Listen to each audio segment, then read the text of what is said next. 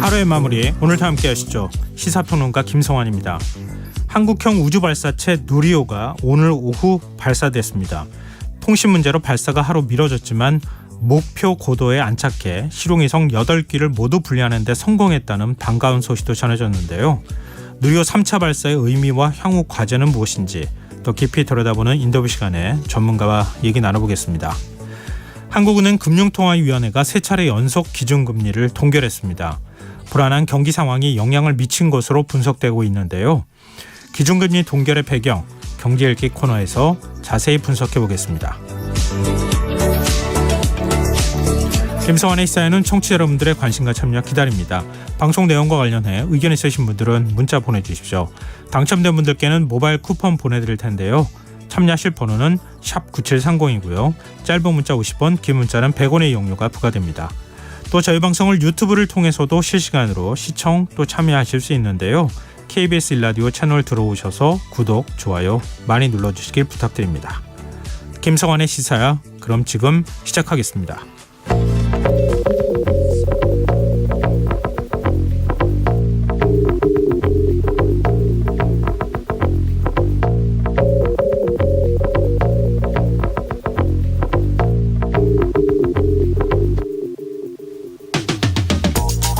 오늘 전현직 여성 국회의원들이 한자리에 모여 남녀 동수의 날을 선포하고 남녀 동동 참여 지원법 처리를 촉구했습니다.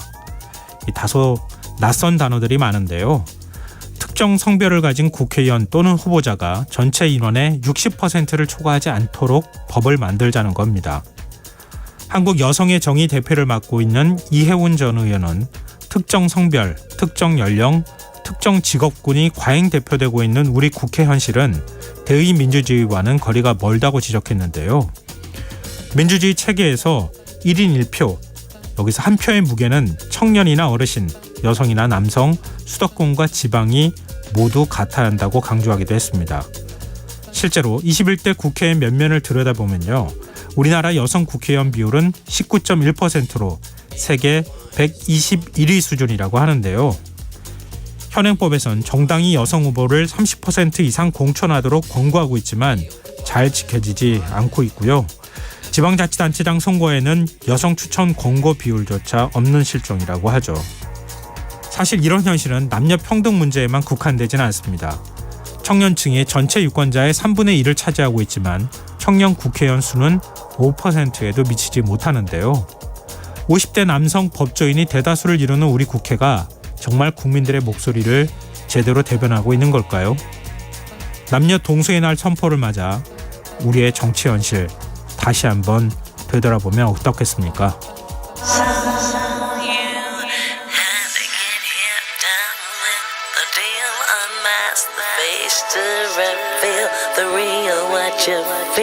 You and your everyday situations, all the unnecessary complications.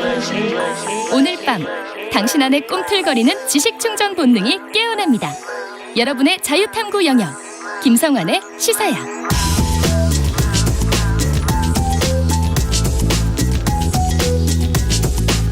오늘 놓쳤던 뉴스 꼼꼼히 정리해드리는 뉴스야 시간입니다. 오늘은 곽재현 프레시안 기자 나와 계십니다. 안녕하세요. 네, 안녕하세요. 네, 오늘 국회 본회의에서 전세사기 특별법을 처리했어요. 네, 전세사기 피해 지원을 위한 특별법 제정안이 오늘 국회 본회의를 통과했습니다. 특별법안이 국회에 발의된 지 약 28일 만인데요. 네. 국회는 오늘 오후 본회의에서 여야 합의로 마련된 전세사기 피해자 지원 및 주거 안정에 관한 특별법 제정안을 재석 272명 중 찬성 243명으로 통과시켰습니다.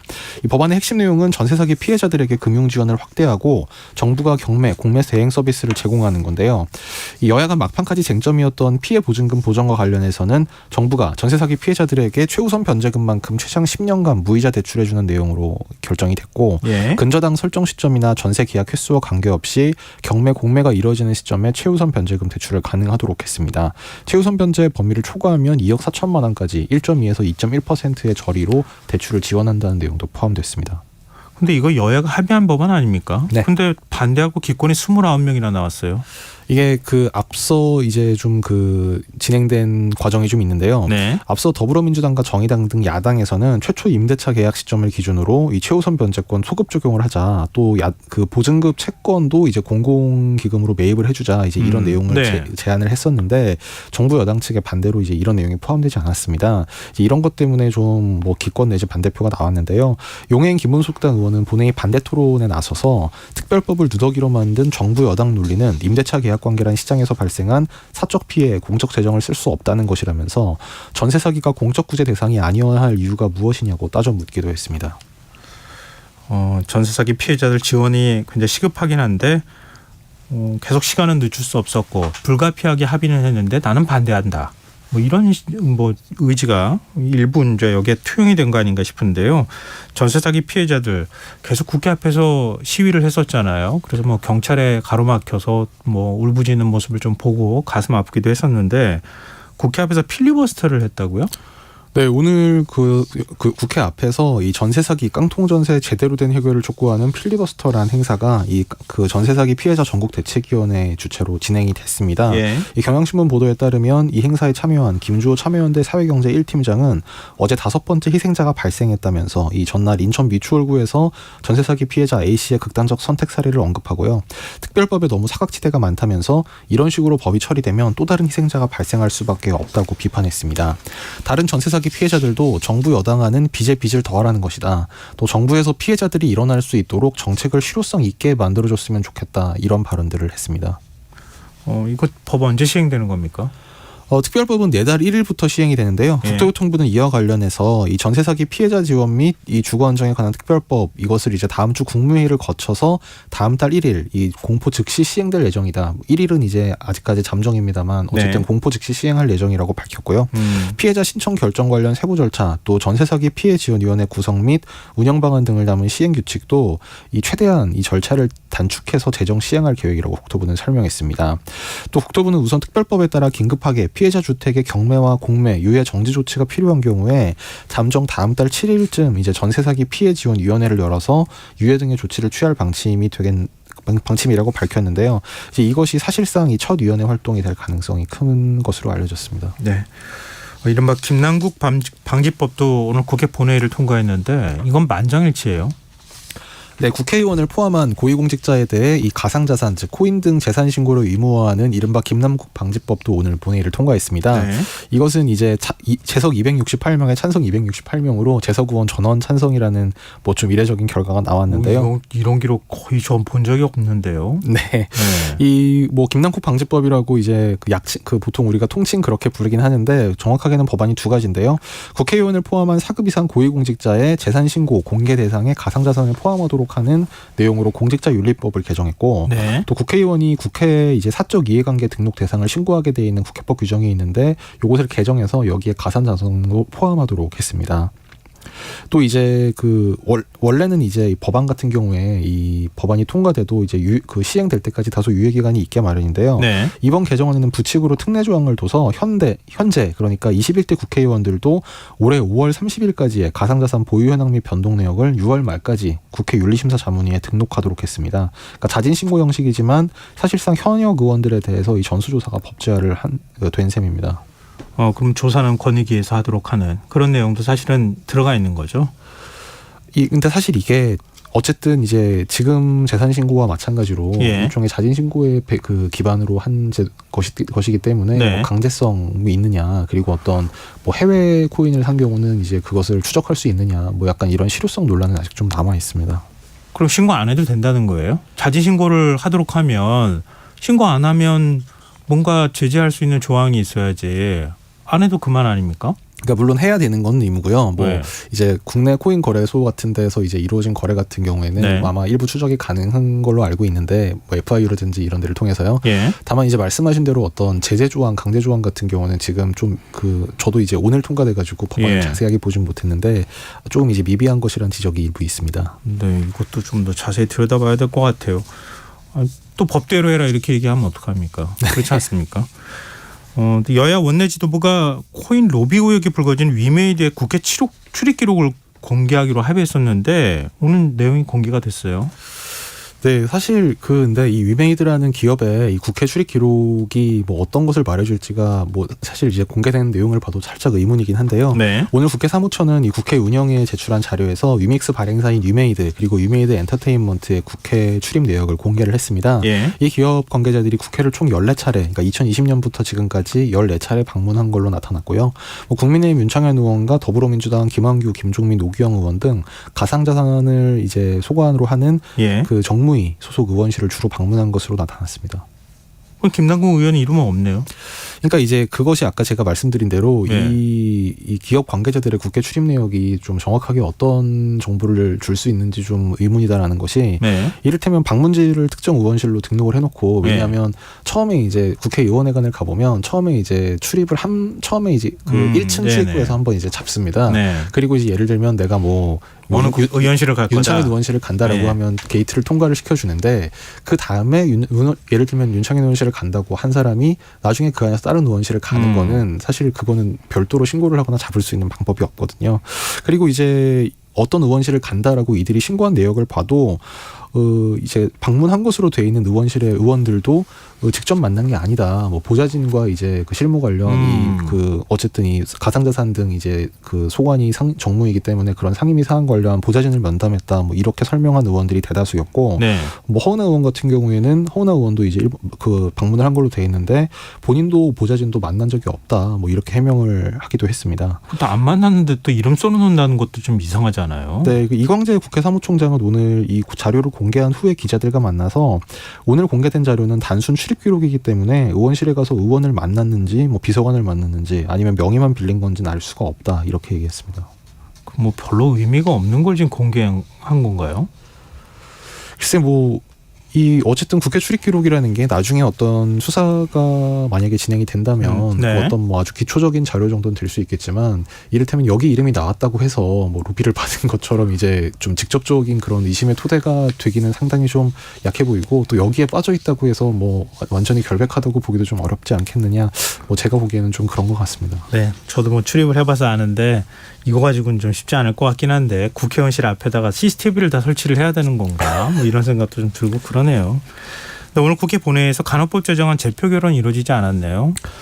네, 지금 이 간호법 제정안은 앞서 윤석열 대통령이 제2요구권, 즉 거부권을 행사한 이후에 지금 재투표가 지금 한 차례 연기가 됐습니다. 예. 그래서 여야 간의 막판 절충을 시도하고 있는 걸로 알려지고는 있는데 다만 여야 간의 지금 뭐 협상이 아주 원활하게 잘 진행되진 않고 평행선을 그리고 있는 걸로 지금 전해지고 있어서 네. 아마 아마 닷새 뒤, 즉 30일 본회의에는 뭐 재투표가 이루어지지 않겠느냐 이런 관측이 우세한 상태입니다. 네. 오늘 앞서 이제 민주당의 뭐 원내대책회의 그리고 의원총회에 이어서 본회의까지 줄줄이 열렸는데 오전에 이제 이소영 민주당 원내대변인이 오늘 이 간호법 그리고 방송법 이 투표는 본회의에 상정되지 않는다라는 걸 알렸고요. 예. 다만 이제 여당에서 얘기한 중재안이라는 게 새로운 내용은 아니고 이미 국회에서 적법하게 통과된 안이 있는 만큼 재의결을 추진할 예정이다 이렇게 설명을 했습니다.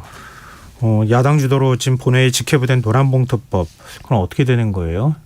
대통령 거부권 행사 또 하는 겁니까?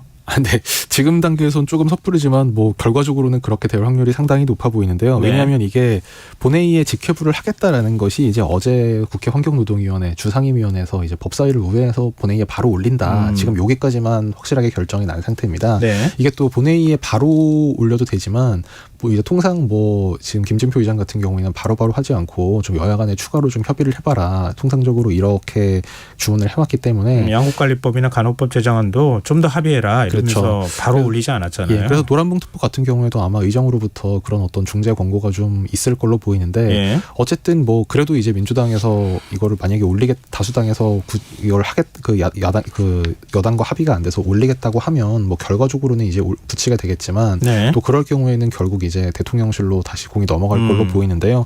이와 관련해서 오늘 윤재욱 국민의힘 원내대표는 그 아침 최고위원회의 발언에서 민주당의 즉각 노란봉투법을 처리할 것을 촉구한다면서 만약 노란봉투법이 본회의에서 통과된다면 우리 당은 대통령께 제2요구권 행사를 건의할 것이라고 말했습니다.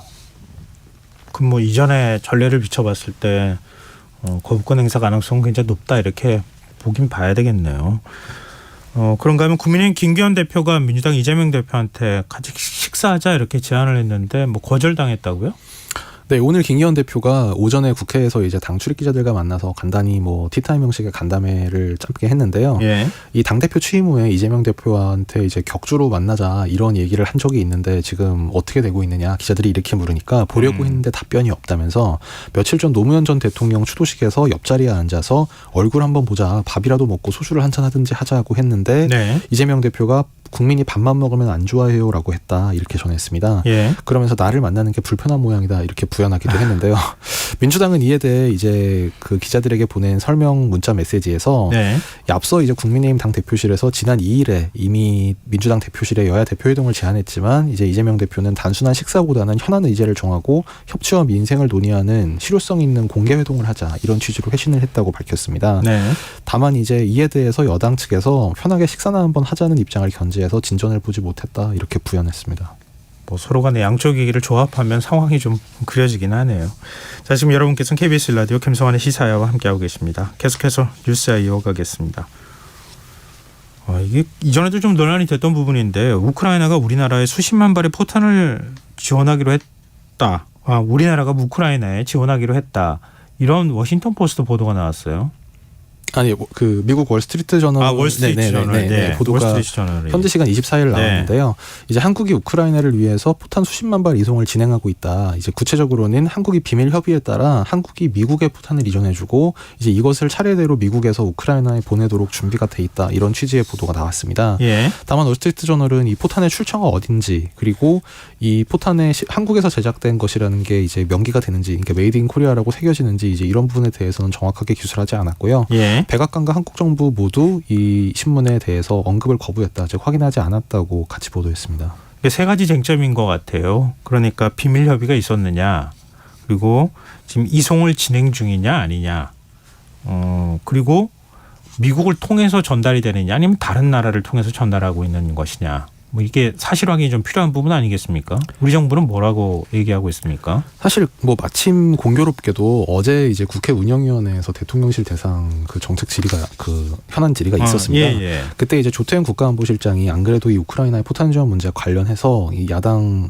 또 여당 의원들의 질의에 이런 답변을 했는데요. 네. 이 조태용 실장의 얘기를 그대로 옮기면 풍산그룹이 포탄을 생산해 계약하는 것은 있다. 하지만 그 외 다른 부분에 대해서 한미 간 협의는 하고 있다. 그래서 저희가 우크라이나에 직접 지원하는 것은 없다 이렇게 얘기했습니다. 네. 그래서 한 야당 의원이 그러면 미국이나 폴란드를 통해 우회적으로 지원을 하는 것이냐 이렇게 묻자 폴란드를 통해서 우회하는 것도 사실은 없다 이렇게 얘기를 했습니다. 예. 그러니까 어쨌든 조 실장의 말을 종합하면 그러니까 한국에서 한국 방산 기업이 생산한 포탄이 이제 계약을 통해서 이제 미국에 수출하는 것이 있긴 있다. 이 부분에 대해서는 부인을 하지 않은 거고요. 네. 이 관련 월스트리트 저널 보도에 대해서는 오늘 이제 국방부 대변인 브리핑에서도 이제 질문 답변이 오갔는데 전학규 대변인은 이에 대해서 이 우크라이나 지원에 관한 우리 정부의 입장에는 변함이 없다. 그리고 월스트리트 저널 보도 내용에 정확하지 않은 내용도 있다. 이렇게 얘기를 했습니다. 그래서 어떤 부분이 정확하지 않은지 기자들이 되묻자 네. 이 미 국방부와 우리 업체 간에 어떤 탄약 수출에 대한 논의도 있었고 다만 그 세부적인 사항을 제가 일일이 확인해드리거나 설명드리기에는 제한되는 부분이 있음을 이해해달라 이렇게 얘기를 했거든요. 그러니까 전학규 대변인 말도 네. 어쨌든 국방부와 이제 우리 업체 간에 탄약 수출에 대한 논의가 있었고 그래서 이제 우리 방산 업체가 그러니까 풍산그룹이라고 밝힌 이 업체가 미국에 포탄을 수출하고 있다. 이 사실에 대해서는 부인을 하지 않은 건데 네. 다만 이제 이것이 우크라이나에 대한 우회 지원은 아니고 그냥 미국에 대한 수출일 뿐이다. 아마 한국 정부는 이렇게 설명을 하고 있는 것 같습니다. 근데 그동안에 나왔던 외신 보도 내용이나 뭐 이른바 이제 미국이 도청했다고 하는 내용도 그렇지만 이렇게 설명하는 거는 눈 가리고 아웅 아니에요? 우리가 미국으로 건너가면 미국에서 우크라이나 쪽으로 넘긴다는 거 아닙니까? 근데 하여튼 그 도청에서 나왔던 내용이랑은 조금 차이가 있는데요. 네. 아까 그 야당 의원과 조태용 실장 간의 이제 질문 답변에서 폴란드가 언급된 것이 도청에서는 이제 폴란드를 통해서 우회 지원하는 방안을 한국이 검토하고 있다. 이제 이것이 그 미국 측의 이제 정보기관 보고서에 있었던 건데 네. 지금 이제 어제 조태용 실장 그리고 오늘 전학규 국방부 대변인이 밝힌 내용은 뭐 폴란드는 언급되지 않았고 다만 이제 한국 방산 기업이 포탄을 계약해서 수출하는 것이 있다. 이 부분에 대해서는 부인하지 않았다는 겁니다. 그게 미국이든 어디든 간에 아직 확인은 정확하게 해주지는 않은 거네요. 일단 그러니까 미국한테 수출하는 거예요. 그러니까 미 국방부와 우리 업체 간에 탄약 수출에 대한 논의가 있었다고 했으니까 당연히 미국에 수출하는 거는 맞고요.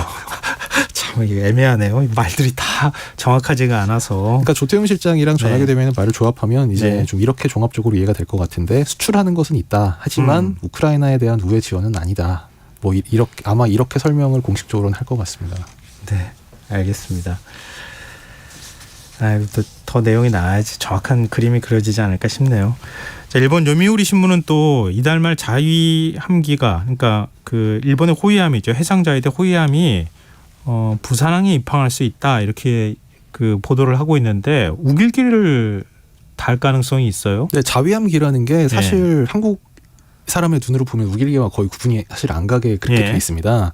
그래서 이 요미우리 신문 보도가 좀 논란인데요. 일본 요미우리 신문의 25일자 보도를 보면 한일 양국 정부는 한국 정부가 주최하는 다자훈련에 참가하는 해상자위대 호위함에 자위함기를 들고 부산항에 입항시키는 방향으로 조율에 들어갔다, 이렇게 보도를 했습니다. 네. 그러면서 신문은 그 자위함기에 대해서 옛 일본 해군과 같은 일장기에서 방사로 선입받은 우길기 디자인이 1954년 자위대법 시행령에 채택됐다면서 우길 디자인은 구 일본군뿐 아니라 폭넓은 상황에서 일상적으로 사용되고 있다, 즉 크게 문제될 것이 없다는 입장을 강조했습니다. 우리 국방부 입장 나왔습니까? 네, 전학규 대변인 오늘 브리핑에서 사실 상당히 논란거리가 많이 언급이 됐는데요.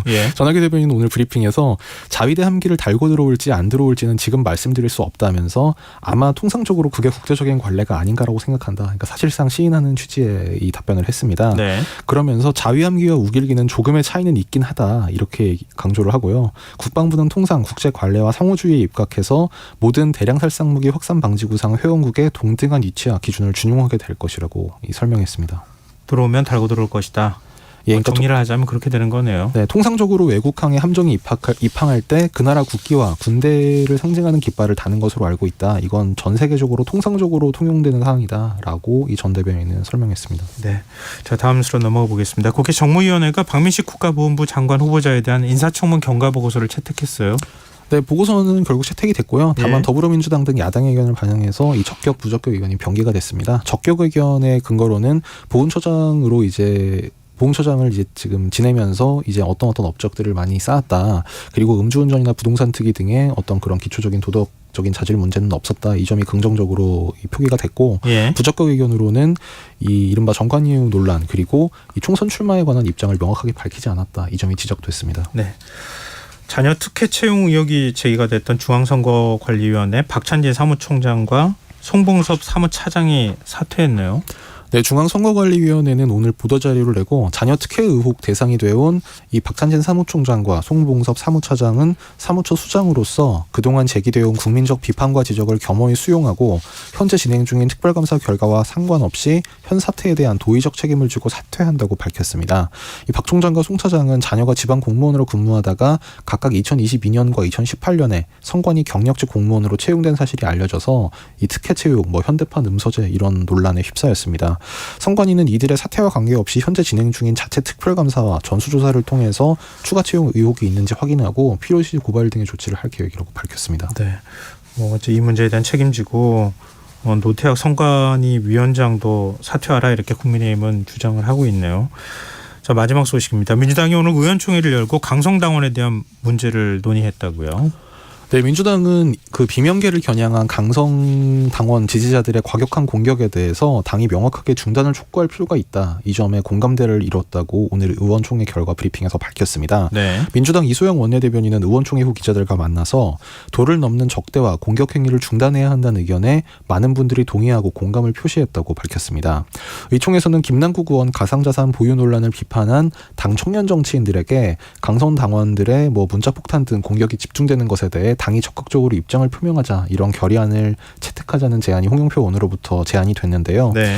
이 다만 상당수가 이 당의 명확한 입장이 필요하다는 취지의 발언을 했지만 일부 반대 의견이 나타나서 결의안 채택까지는 이루어지지 않았다고 이 이소영 대변인이 설명을 했습니다. 네. 한 의원은 이 의견이 잘 안 모아져서 잘 안 될 것 같다. 기자들에게 이렇게 중간에 얘기하기도 했고, 또 다른 의원은 김남국 의원도 청년인데 왜 보호하지 않느냐, 이런 취지로 얘기했다가 동의 의원들로부터 면박 야유를 당하기도 한 걸로 알려졌습니다. 네, 알겠습니다. 이 문제도 계속 논란이 갈 거니까요. 저희가 또 따로 정리해드리도록 하겠습니다. 오늘 뉴스야 여기까지 하겠습니다. 지금까지 곽재현 프레시안 기자였습니다. 고맙습니다. 감사합니다.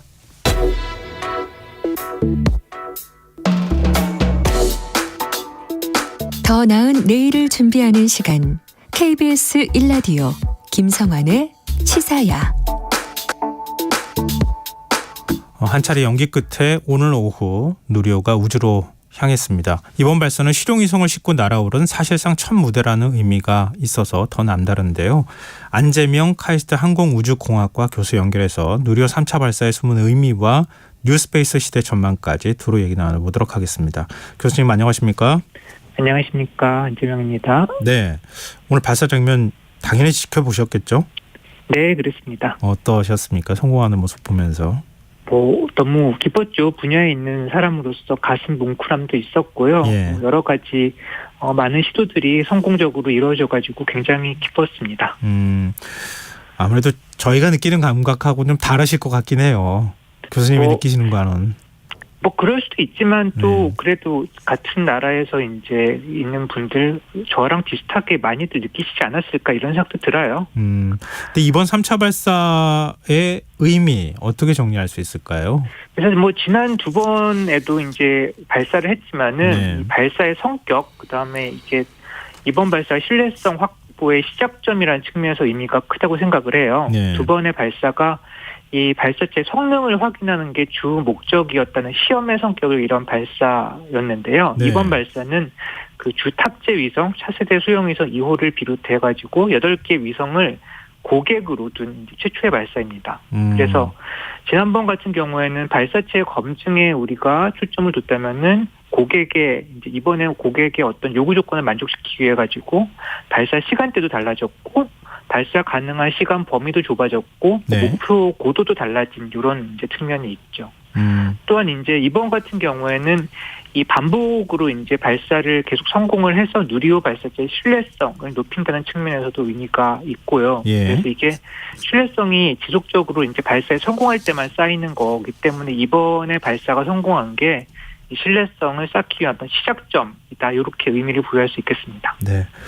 근데 저희가 어제도 인터뷰했었는데요. 이 굉장히 많은 부품들이 조합을 해서 결국 이제 발사체에 다 실리고 그리고 이제 발사 성공까지 가는 게 굉장히 어려운 일이다 이렇게 설명을 하시더라고요.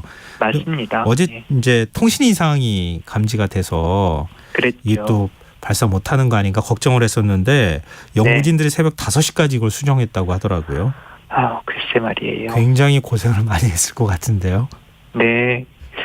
사실 로켓이 말씀하신 대로 이게 수십만 개의 부품으로 만들어졌다고 하죠. 그래가지고 예. 이게 굉장히 복잡한 물건이다 보니까 어제 같은 일이 발생을 할 수도 있습니다. 근데 또 한편으로는 이제 받아놓을 이제 발사일이 범위가 우리 31일까지 받아놨는데 이런 것 때문에 이제 하루를 써버릴 수밖에 없는 이런 상황이 되면은 굉장히 안타깝죠. 그래서 아마도 이 연구원 분들은 이렇게 밤을 새워서라도 해결을 해야겠다 이런 마음이 가장 지배적인 감정이었을 것 같아요. 실제로 이분들이 그 집념과 고생으로 이제 밤새 문제를 해결을 해서 오늘 좋은 결과가 있었던 것 같습니다. 어떤 문제가 있을 때 네. 이렇게 빨리 사실 해결하는 것도 이렇게 쉬운 일은 아니잖아요, 그죠? 그렇죠. 예. 그러니까 이번 같은 경우에는 그래도 그러니까 이 연구원분들은 항상 이제 밤을 새워서 해결하려고 노력할 준비는 되어 있지만은 다행히 또 이제 문제가 해결 가능한 범주에 있는 문제라 가지고 노력에 또 힘을 얻어가지고 성공을 한 것 같습니다. 교수님도 과거 한국항공우주연구원 선임연구원으로 계셨잖아요. 네, 이번에 맞습니다. 문제 나왔을 때 만약에 오류가 발견됐을 때 걱정돼가지고 연락해 보시거나 아니면 오류가 해결되고 난 다음에 예. 연구원들하고 통화하시거나 혹시 그러시진 않으셨어요? 우선 문제가 일어나면 절대로 연락을 하면 안 되고요. 그래요? 이제 심리적인 그렇죠, 부담감이 지금. 있으니까. 예, 그래서 지금 문제를 찾고 그다음에 그걸 갖다 해결하는 데 집중을 해야 되기 때문에 문제가 일어나면 절대로 연락을 하지 않고 나중에 다 잘 되고 나면 그때 왜 그랬을까 이런 것들을 한번 확인을 해보고 그러긴 해요. 문제 해결하고 난 다음에 혹시 통화 안 하셨어요? 지금 통화는 아직 안 해봤어요. 예. 그러셨구나. 예. 아마 지금은 굉장히 그래도 고생한 걸 좀 보상받는 이런 기분이 아닐까 이런 생각이 들어요. 오늘은 좀 쉬고 조촐한 파티도 여기저기 열리지 않을까 싶습니다. 알겠습니다. 그리고 앞서 발사의 의미 설명하실 때 네. 그러니까 실용위성이 처음 실리는 첫 실전 발사의 의미를 말씀해 주셨잖아요. 맞습니다. 2차 발사 때도 4개 꼬마 위성, 이건 이제 대학이나 이런 기관에서 개발한 것으로 알고 있는데요. 맞습니다. 이번에도 위성이 실렸어요. 예, 이게 위성이 어떤 게 실리느냐에 따라서 발사 난이도가 좀 달라집니까?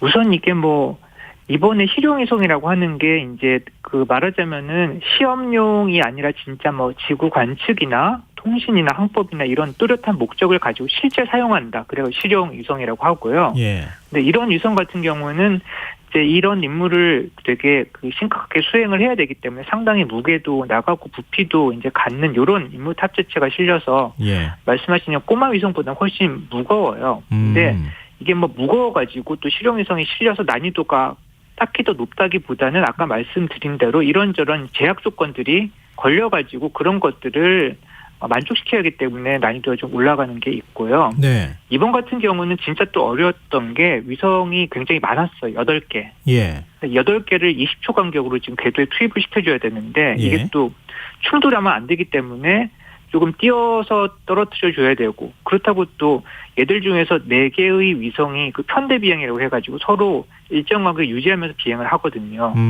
얘네는 지금 또 너무 많이 떨어뜨려도 안 되고 그래서 이런저런 것들을 종합적으로 같이 고려해야 되다 보니까 좀 난이도가 높은 이런 이제 임무였습니다. 아 그렇군요. 이게 예. 그냥 우주 공간에 올라가가지고 4개를 한꺼번에 떨어뜨리거나 이런 게 아니라 부딪힐 가능성이 있으니까 시간차를 두고 떨어뜨려줘야 되는데 맞습니다. 그것도 편대 비행을 해야 되니까 4개의 위성의 경우에는 따로따로 편대 비행이 가능할 정도의 거리를 정확하게 떨어뜨려서 맞습니다. 예. 그게 간단치 않을 것 같은데요, 결국. 그러니까 양쪽으로 지금 이제 이런저런 그 제약이 걸리는 거죠. 너무 많이 떨어뜨려도 안 되고 너무 좁게 떨어뜨려도 안 되고. 지금 0589님께서요. 8개 위성 싣고 갔다고 하는데 각 위성의 역할은 무엇인지 궁금합니다. 이렇게 질문을 해주셨어요. 예, 그 지금 위성 중에서 이제 주탑재체인 그 차세대 소형 위성 2호라고 하는 위성이 이제 그 우리가 그 관측용 레이더가 지금 쏴라고 하는 요런 이제 그 지구 관측을 위한 그 이제 장비를 싣고 가고 요 이제 관측용 레이더는 영상 레이더는 이게 지금 악천 후에도 지구 관측을 잘 할 수 있다고 해요. 보통 이제 그 광학 기계 같은 경우 구름이 끼고 이러면 관측을 잘 못 하는데 그래서 그런 기기를 싣고 간 거고요.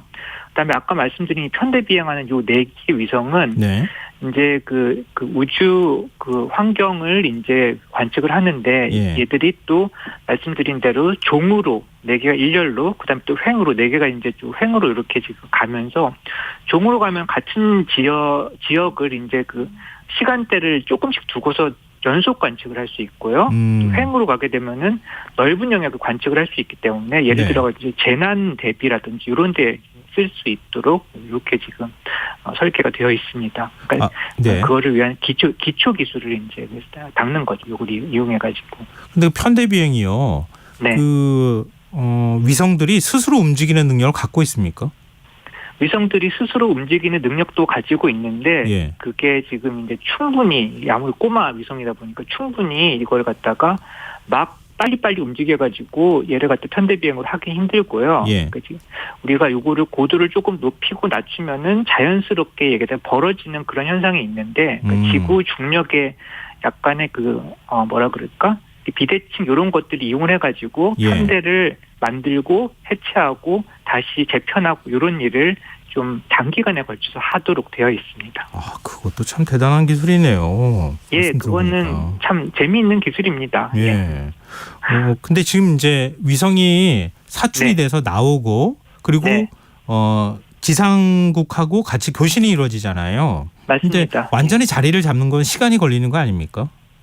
시간이 걸리죠. 그러니까 지금 그 위성이 뭐 시간 그 전에 잘 돌고 있어요. 돌긴 도는데 이제 한 뭐 하루 이틀 정도의 시간을 두고서 예를 들면 이제 아까 저기 차세대 소형 위성 같은 경우에는 그 레이더 그 안테나를 전개를 해야 돼요. 안테나를 잘 전개를 해야 되는데 전개를 또 잘 하기 전에는 이제 위성이 지금 여기저기 부품들이 많을 텐데 걔들이 별 문제가 없는지에 대한 점검을 이제 차근차근 수행을 하게 되고 그렇게 좀 점검이 잘 되고 나면은 이제 말씀드린 대로 실제 임무를 수행을 하기 위한 이런저런 이제 그 준비를 하게 되는데 예를 들면 아까 그 안테나를 조금씩 전개를 한다든지 그다음에 지상과 교신을 하면서 이제 모드를 좀 전환을 한다든지 이런 일을 이제 지금 아마 하고 있을 거예요.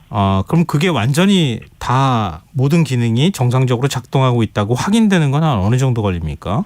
뭐 위성에 따라서 한 뭐 이틀 사흘 정도 걸리는 애들도 있고 예. 뭐 좀 더 걸리는 애들도 있고 그렇습니다. 그럼 그거는 며칠 정도 시간을 두고 좀 지켜봐야 되겠네요. 맞습니다. 네. 예.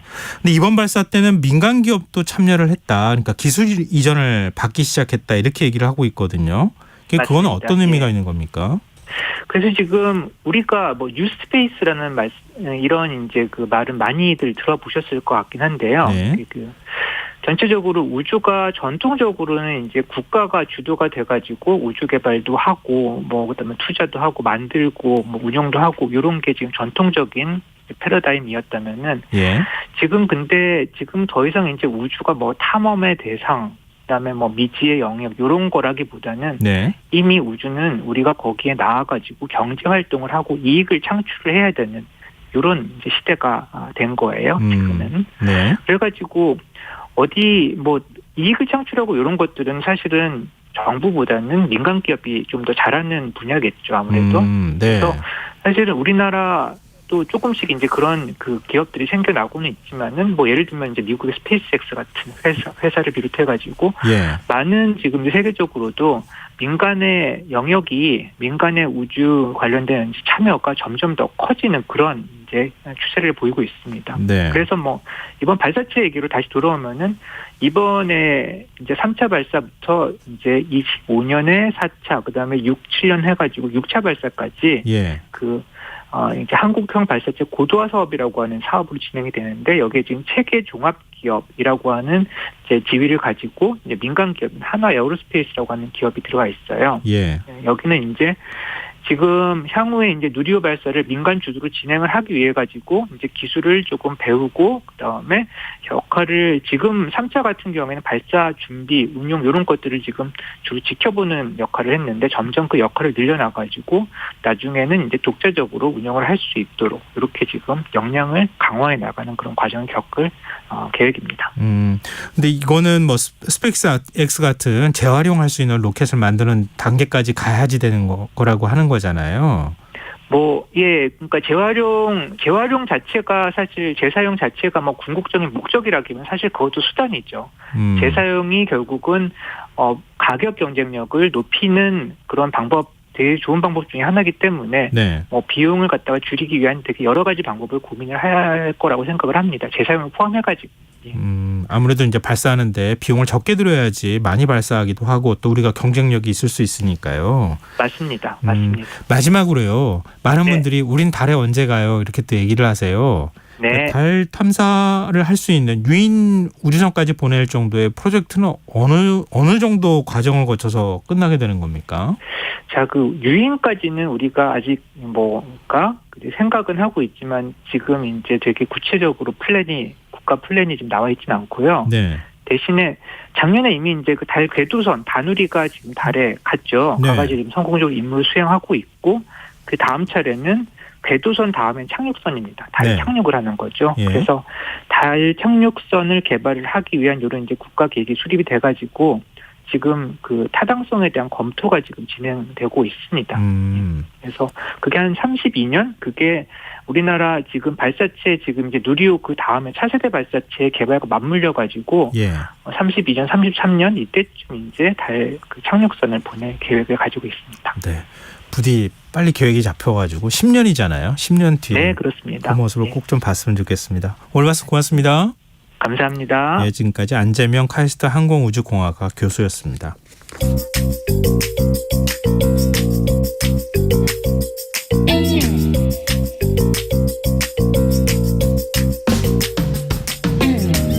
복잡한 정책부터 실물 경제와 투자까지 눈여겨봐야 할 경제 이슈 깊이 있게 살펴보는 시간입니다.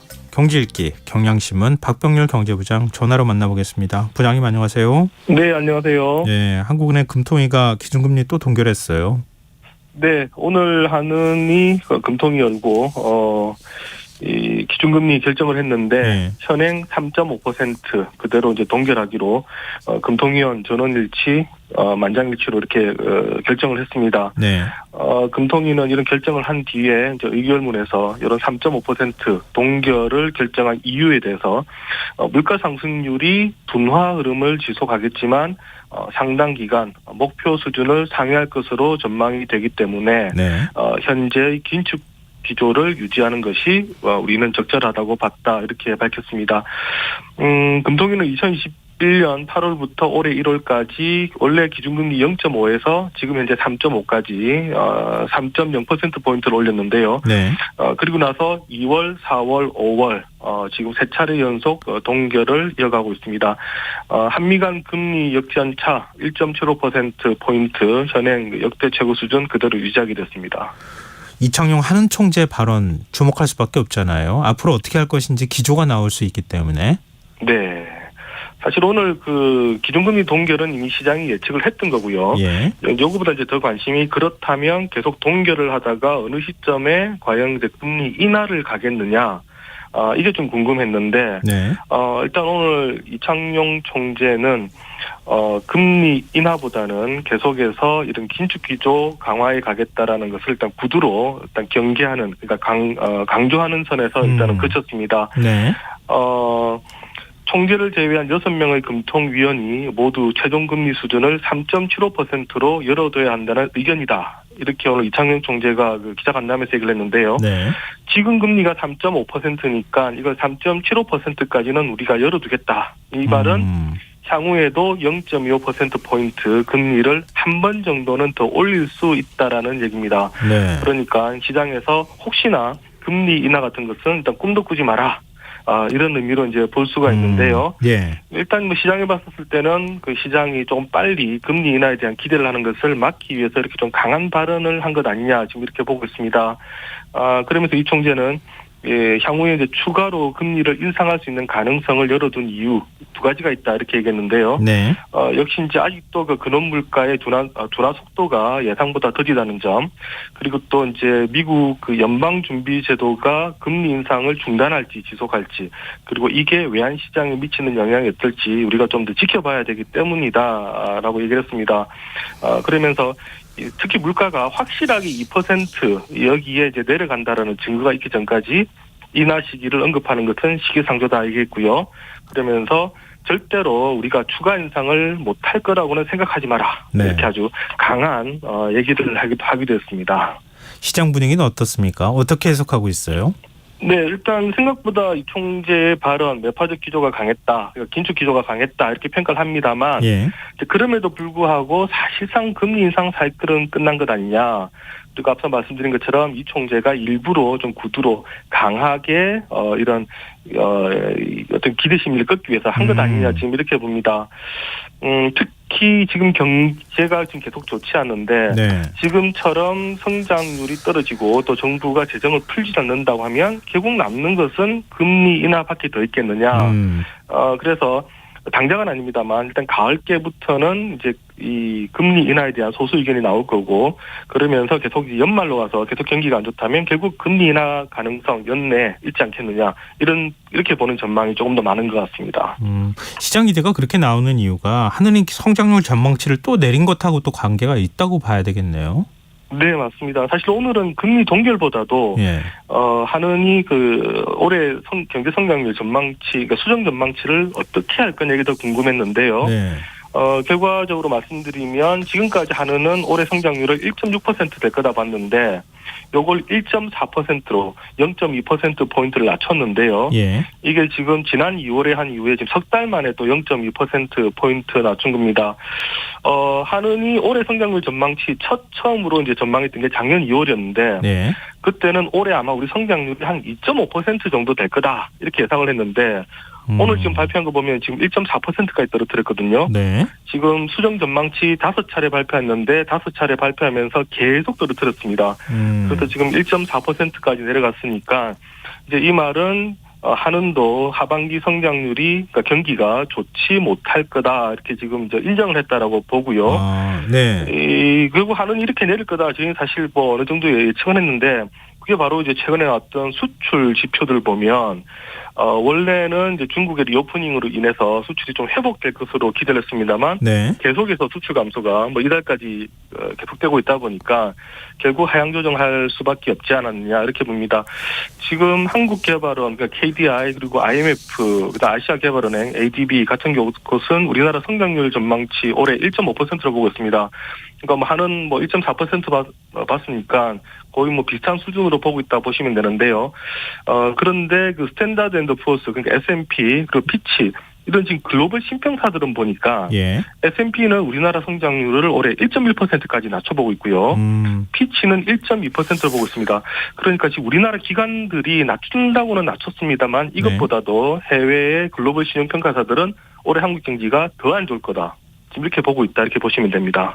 그러니까 과거에도 그렇지만 한은하고 KDI가 자꾸 후행하잖아요. 경제 전망치를. 네. 먼저 앞서서 내린다기보다는 내려가니까 내린다. 이게 오히려 더 정확한 표현이 아닐까 싶은데 그런데 지금 기획재정부는 전혀 다른 전망을 하고 있지 않나요? 하반기는 경기가 오히려 좋아질 거라고 얘기하고 있지 않습니까? 네. 기재부도 또 최근에 하반기에는 결국 경기가 좋아질 거다. 자꾸 이런 뉘앙스를 풍기고 있는데요. 예. 사실 지난해 이맘때 정부가 뭐라고 말했냐면 연말 가면 경기 좋아질 거다 이렇게 했거든요. 예. 근데 연말 가서 안 좋아지니까 내년 상반기, 그러니까 올해 상반기 되면 좋아질 거다 했는데 올해 상반기 또 안 좋았습니다.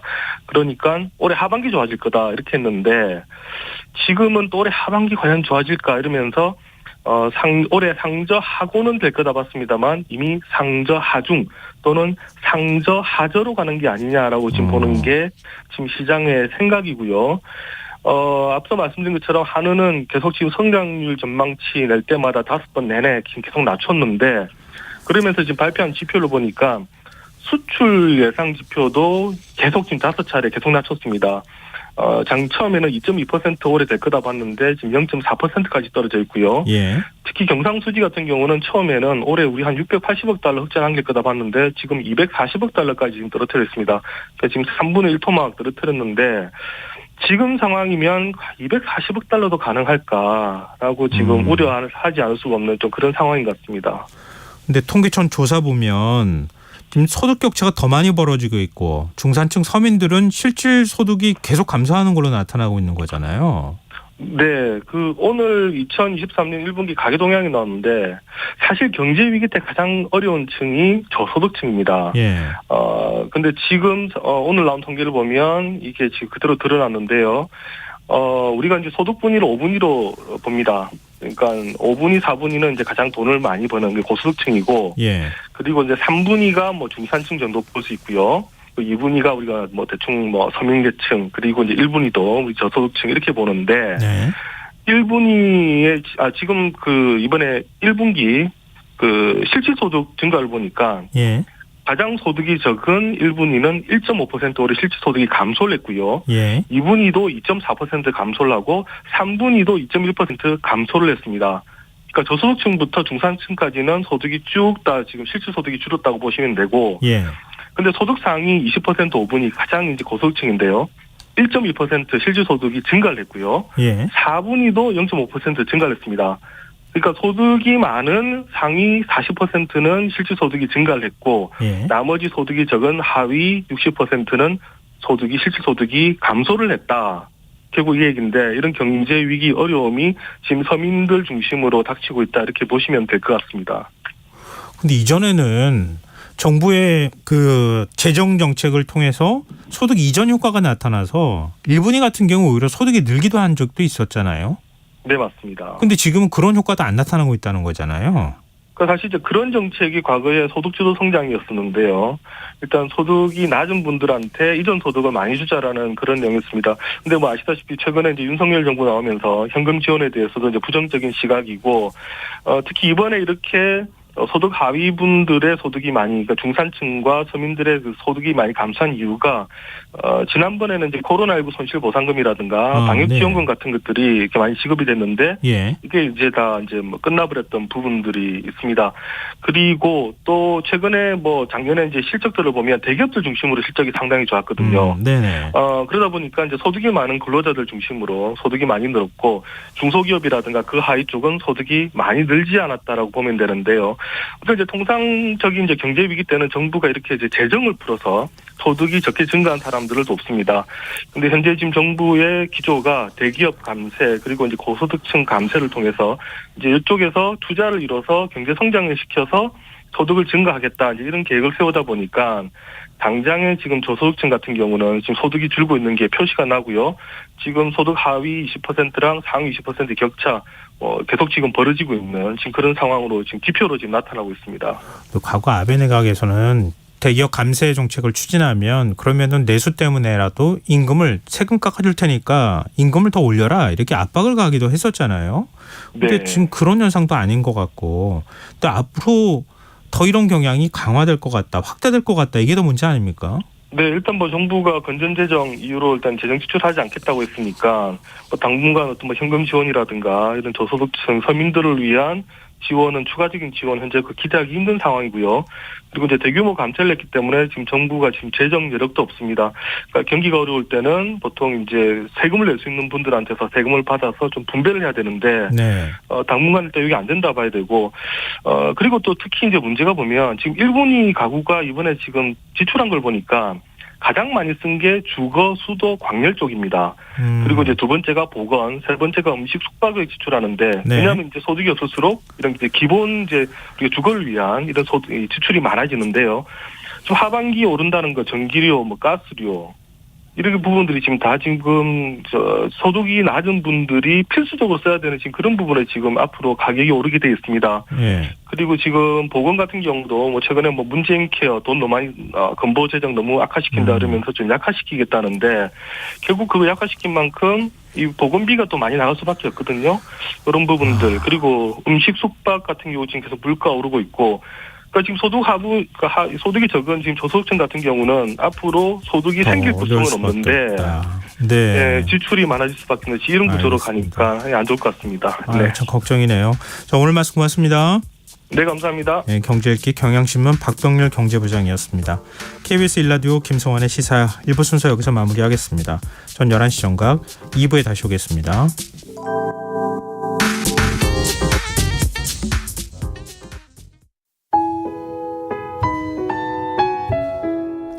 청취자 여러분, 위기가정을 찾아주세요.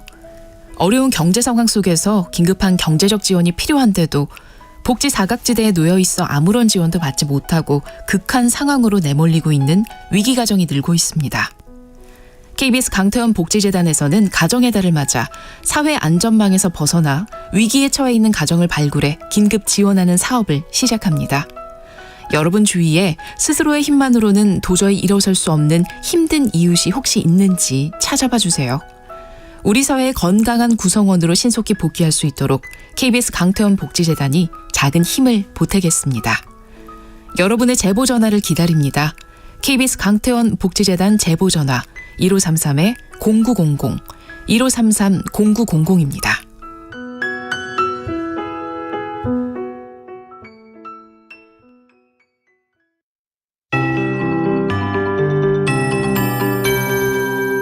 KBS 58분 날씨. 오늘 서울 지방의 낮 최고기온 27.4도 기록하면서 평년보다 2.5도가 높았습니다. 내일도 27도까지 올라 덥겠지만 다음 주 화요일까지 비나 소나기가 자주 내리겠고 이후에도 구름 낀 날이 많아서 고온 현상은 누그러지겠습니다. 내일 기압골의 영향을 받겠습니다. 새벽부터 오전 사이 전국 대부분 지역에 비가 내리겠습니다. 강수량 전남과 경남 5에서 20mm, 그 밖에서 5mm 미만이고 서울과 경기 북부, 강원도 북부에는 빗방울 떨어지는 곳도 있겠습니다. 오후부터 저녁 사이에는 강원 내륙과 충청 내륙, 전북 내륙, 경북 내륙에 소나기가 내린 곳이 있겠고 토요일에도 중부지방과 경북지방에는 소나기 온 곳이 있겠습니다. 일요일에는 수도권과 강원도 지역 새벽부터 비가 시작돼 오전부터 낮 사이 그 밖에 전국에 비가 확대되겠습니다. 월요일 전국에 비가 내리겠고 전남과 경남 지방은 화요일까지 비가 이어지겠습니다. 내일 아침 기온은 서울 16도가 예상됩니다. 낮 기온은 서울 27도, 대전, 광주 26도, 대구, 제주 25도, 인천 24도, 부산, 울산은 22도가 예상입니다. 미세먼지 농도는 좋음이나 보통으로 예상입니다. 서울지방 현재 기온 19.7도, 습도 49%입니다. KBS 58분 날씨 전건배입니다.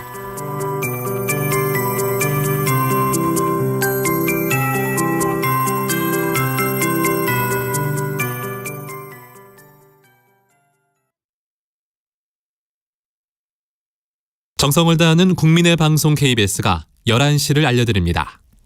AM 711kHz, FM 97.3MHz, KBS 1라디오입니다. HLKA.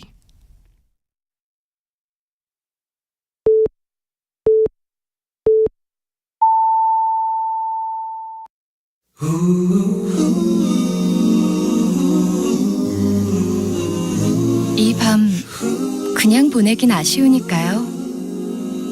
당신의 하루의 끝까지 야무지게 채워드립니다. 당신의 지식 충전소 김성환의 시사야.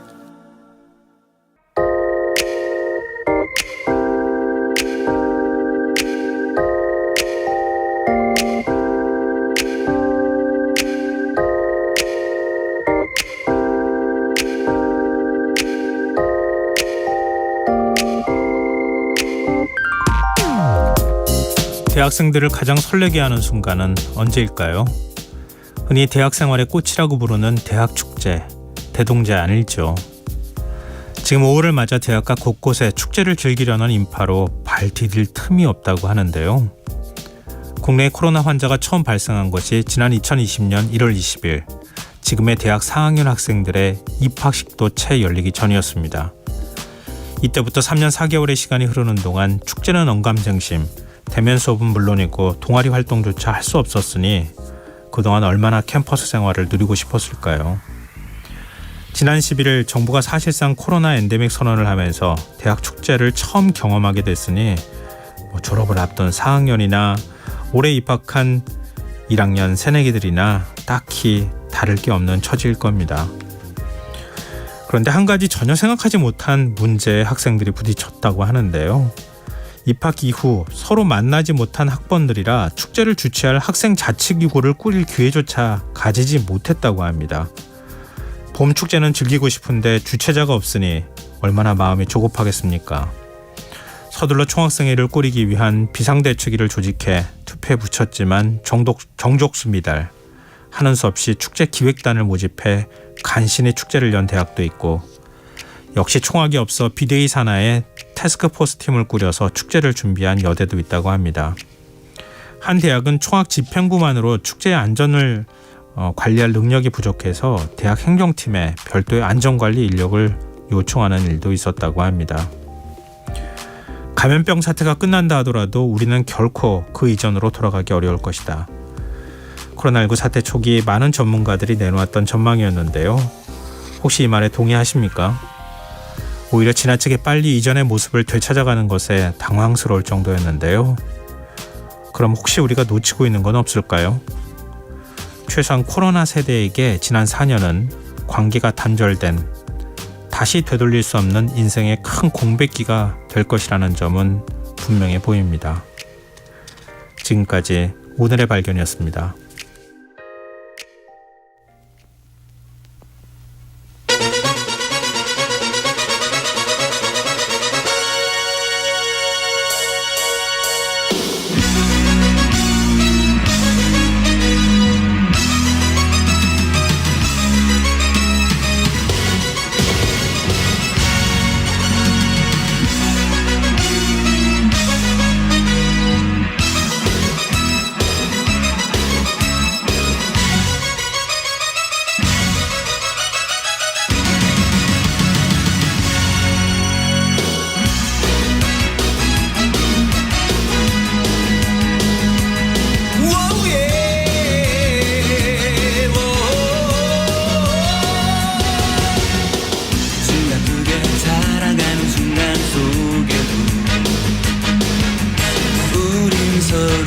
이렇게 아쉬워하는 걸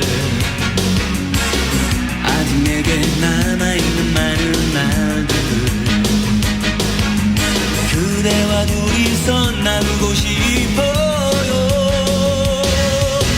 내가 사랑한 그 모든 것을 다 잃는다 해도 그대를 포기할 수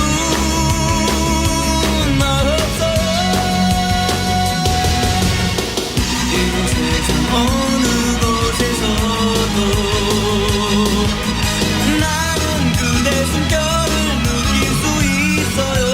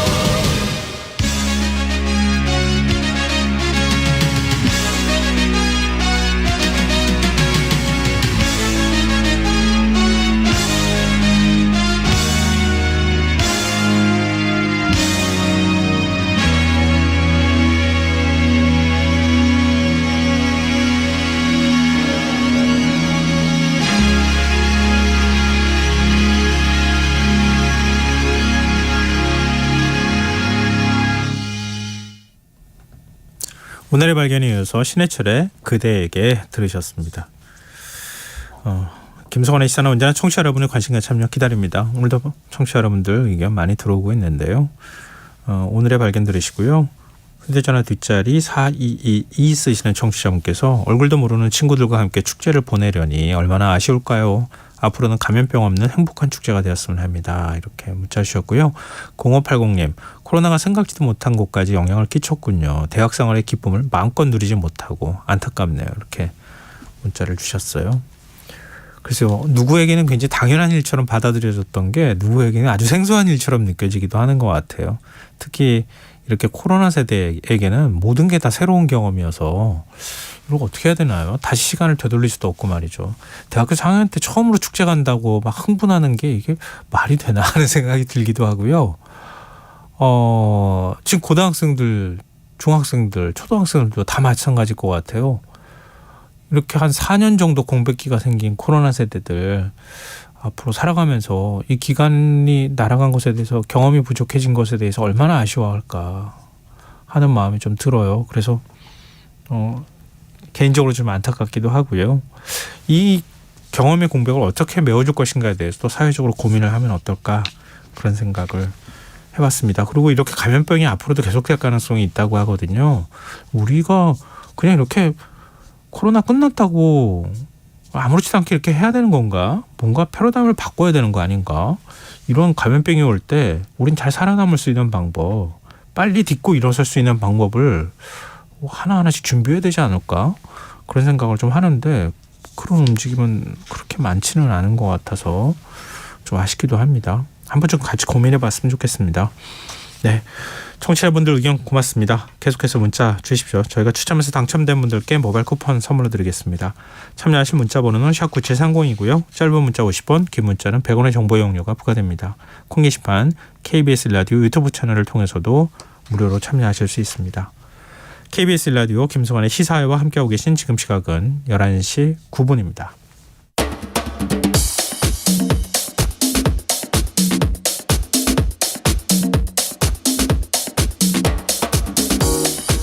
오늘 일어난 세상 곳곳의 소식들 당일 배송으로 전해드립니다. 밤참 뉴스 이영경 뉴스캐스터 함께하겠습니다. 안녕하세요. 네, 안녕하세요. 네, 오늘 누리호 3차 발사 지켜보시고 많은 분들이 감동받았다. 네. 뭐 이렇게 얘기를 하시던데요. 근데 저희 TV를 통해 가지고 봤는데도 그런데 전남 고흥까지 내려가서 본 시민들은 뭐 그 감흥을 어떻게 설명하기 어려울 것 같아요. 그러니까 직접 보는 거와 그날의 공기, 그날의 냄새가 있잖아요. 그럼요. 예. 오늘 250여 대가 주차장에 전망대에 자리가 있는데 뭐 2시 전부터 만차됐다고 그러고요. 한 1000여 명이 넘는 시민들과 함께 누리호 3차 발사를 진행해서 봤습니다. 근데 사실 오늘 발사 굉장히 중요했던 게 1차, 2차는 시험 발사. 사실은 원래는 3차 발사까지가 시험 발사에 톡하는 거래요. 네. 근데 지난번 2차 발사를 잘 성공을 했기 때문에 올해는 이번 발사는 지난번에 말씀드렸던 것처럼 실제로 위성을 이제 탑재해서 올라가는데 착착착착 궤도에 다 올라갔잖아요. 그러게요. 그러니까 현장에서 발사하는 그 모습만 봐도 굉장히 가슴이 웅장해지는 느낌을 가질 수가 있었는데요. 오늘 특히나 이제 이 나로호 발사가 있으면서 누리호 발사가 있으면서 네. 부모님들이 나중에 이걸 본 우리 아이들이 과학자의 꿈을 꾸지 않을까 해서 아이들을 데리고 가시는 분들도 굉장히 많고요. 또 실제로 가서 보시고 나면은 거의 뭐 축제 현장이라고 얘기들을 하시더라고요.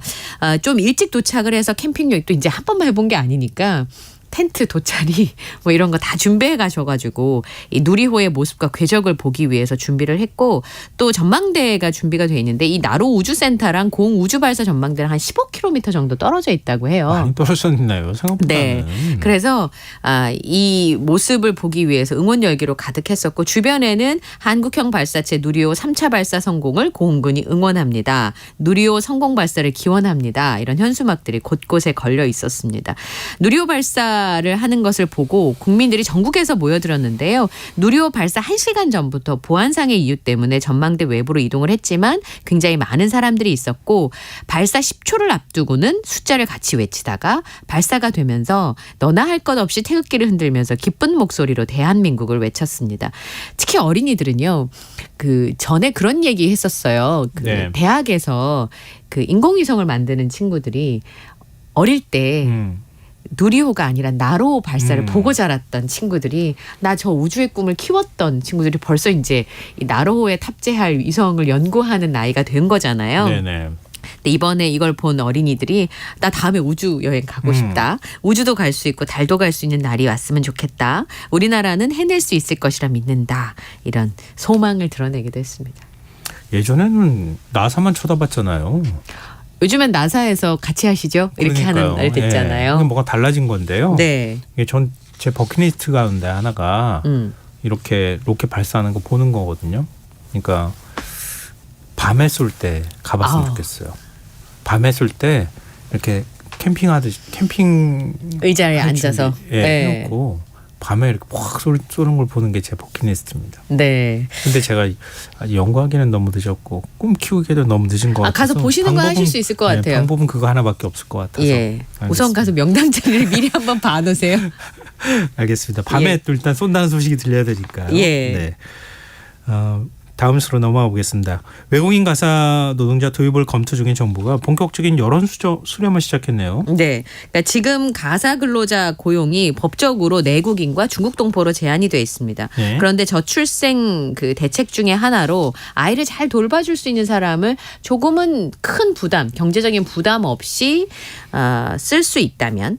돌보미를 고용할 수 있다면 좀 나아지지 않겠냐 이런 아이디어에서 시작한 것으로 보입니다. 네. 그래서 상대적으로 임금이 낮은 동남아 출신 외국인을 고용을 해서 여성의 가사 돌봄 부담을 좀 줄여주겠다라고 하는 게 정부의 구상인데요. 현재는 건설, 제조업, 농어업 등의 고용 허가제가 적용되는 비전문 취업비자 허용 업종에다가 가사 도우미를 추가해보겠다라고 하는 겁니다.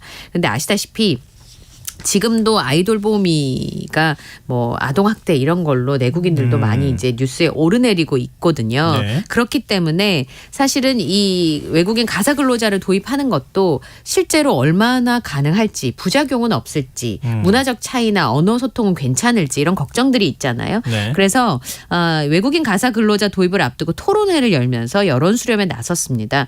방향은 이런 겁니다. 정부에 설명한 거는 서비스 이용자와 의사소통이 용이한 국가 또는 정서적 거부감이 적은 국가를 중심으로 우선 협의를 하겠다. 그리고 다른 국가에서는 그 입주 도우미처럼 네. 이제 개인이 개개인으로 고용하는 방법들을 쓰는 국가들도 있는데 그럼 우리나라는 그걸 어떻게 할 것인가?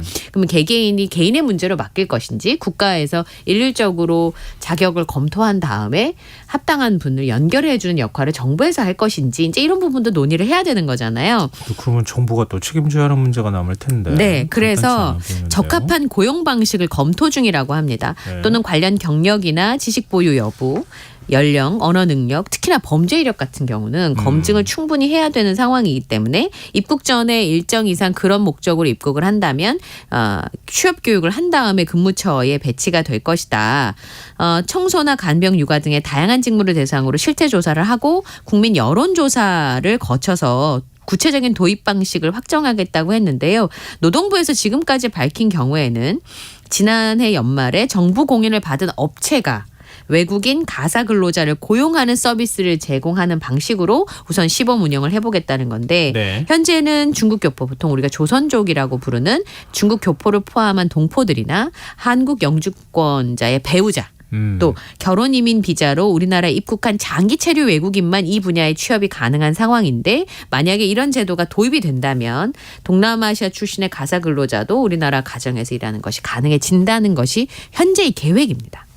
서울시에서 하반기 시범 사업에 들어가나요? 한 100명 규모로 시범 사업을 해보겠다는 겁니다. 아까 말씀드렸던 정부에서 인정한 민간 가사 서비스 업체가 외국인 가사 노동자를 직접 고용해서 사용자 가정에 연결해주는 방식인데요. 근데 그거는 뭐 신청을 받아야 될 거 아닙니까? 네, 그렇죠. 그러니까 최저임금제를 적용하고 출퇴근제를 운영하고 주거비 일부도 지원하는 방식인데 예. 당장 뭐 맞벌이 부부들의 경우에는 큰일이 생기면 아이돌봄 서비스가 정말 절실하게 필요한 경우가 많기 때문에 네. 필요하면 쓸 수 있을 것 같다라고 하는 반응을 보이고 있습니다.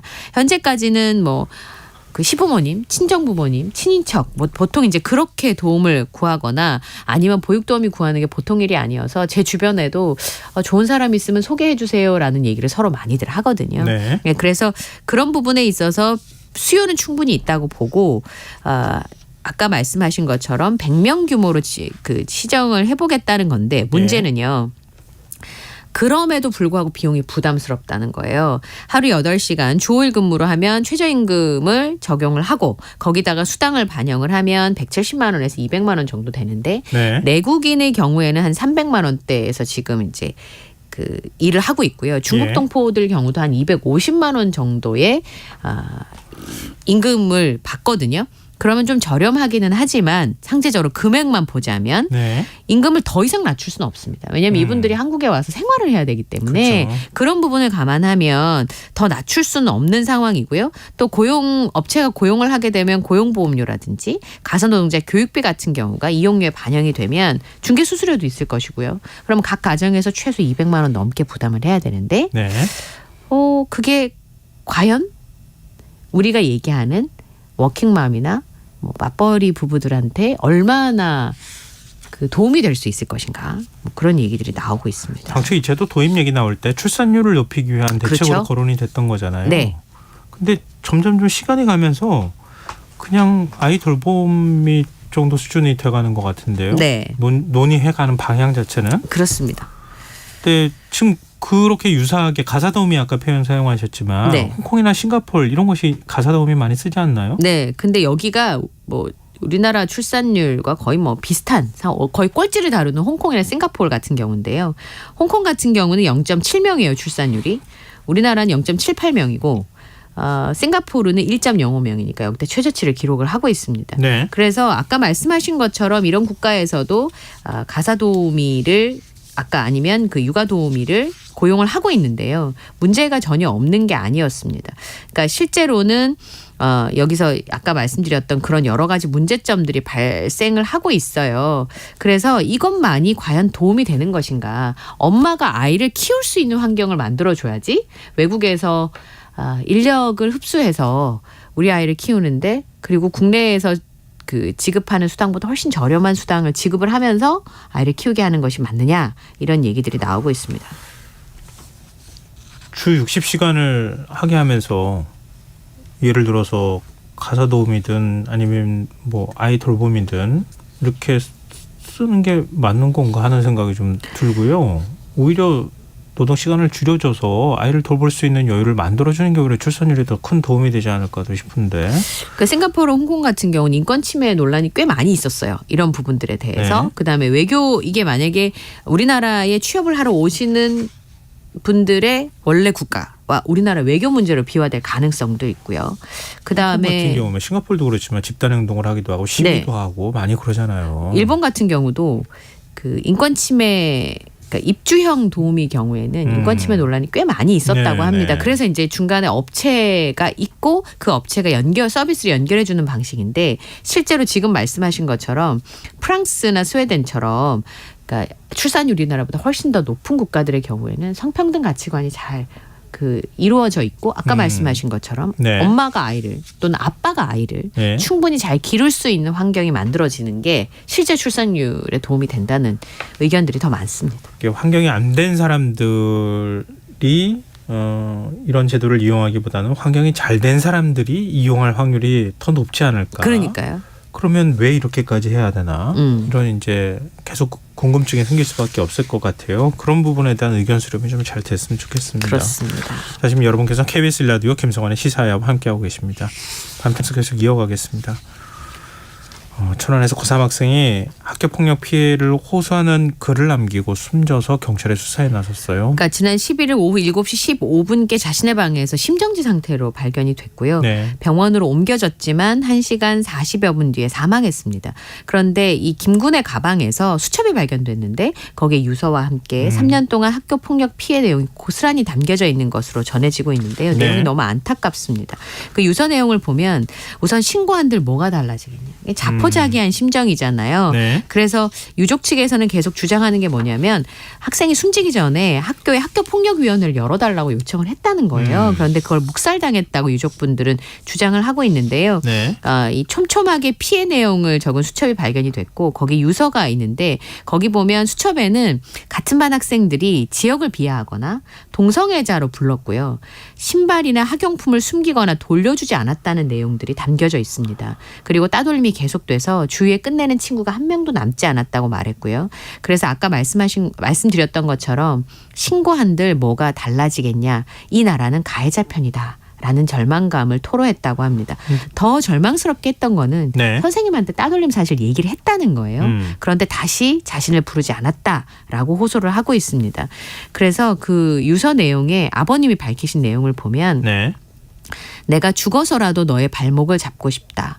유서 내용을 누군가 보면 조치를 해달라. 이런 내용들이 포함되어 있고 유족들도 사망하기 일주일 전에 아들이 이제 학폭을 호소하면서 학교를 안 가겠다고 하니까 네. 학교폭력방지위원회를 열어달라고 했는데 조치가 없었다고 하고요. 학교 측에서는 그 묵살한 건 사실이 아니다.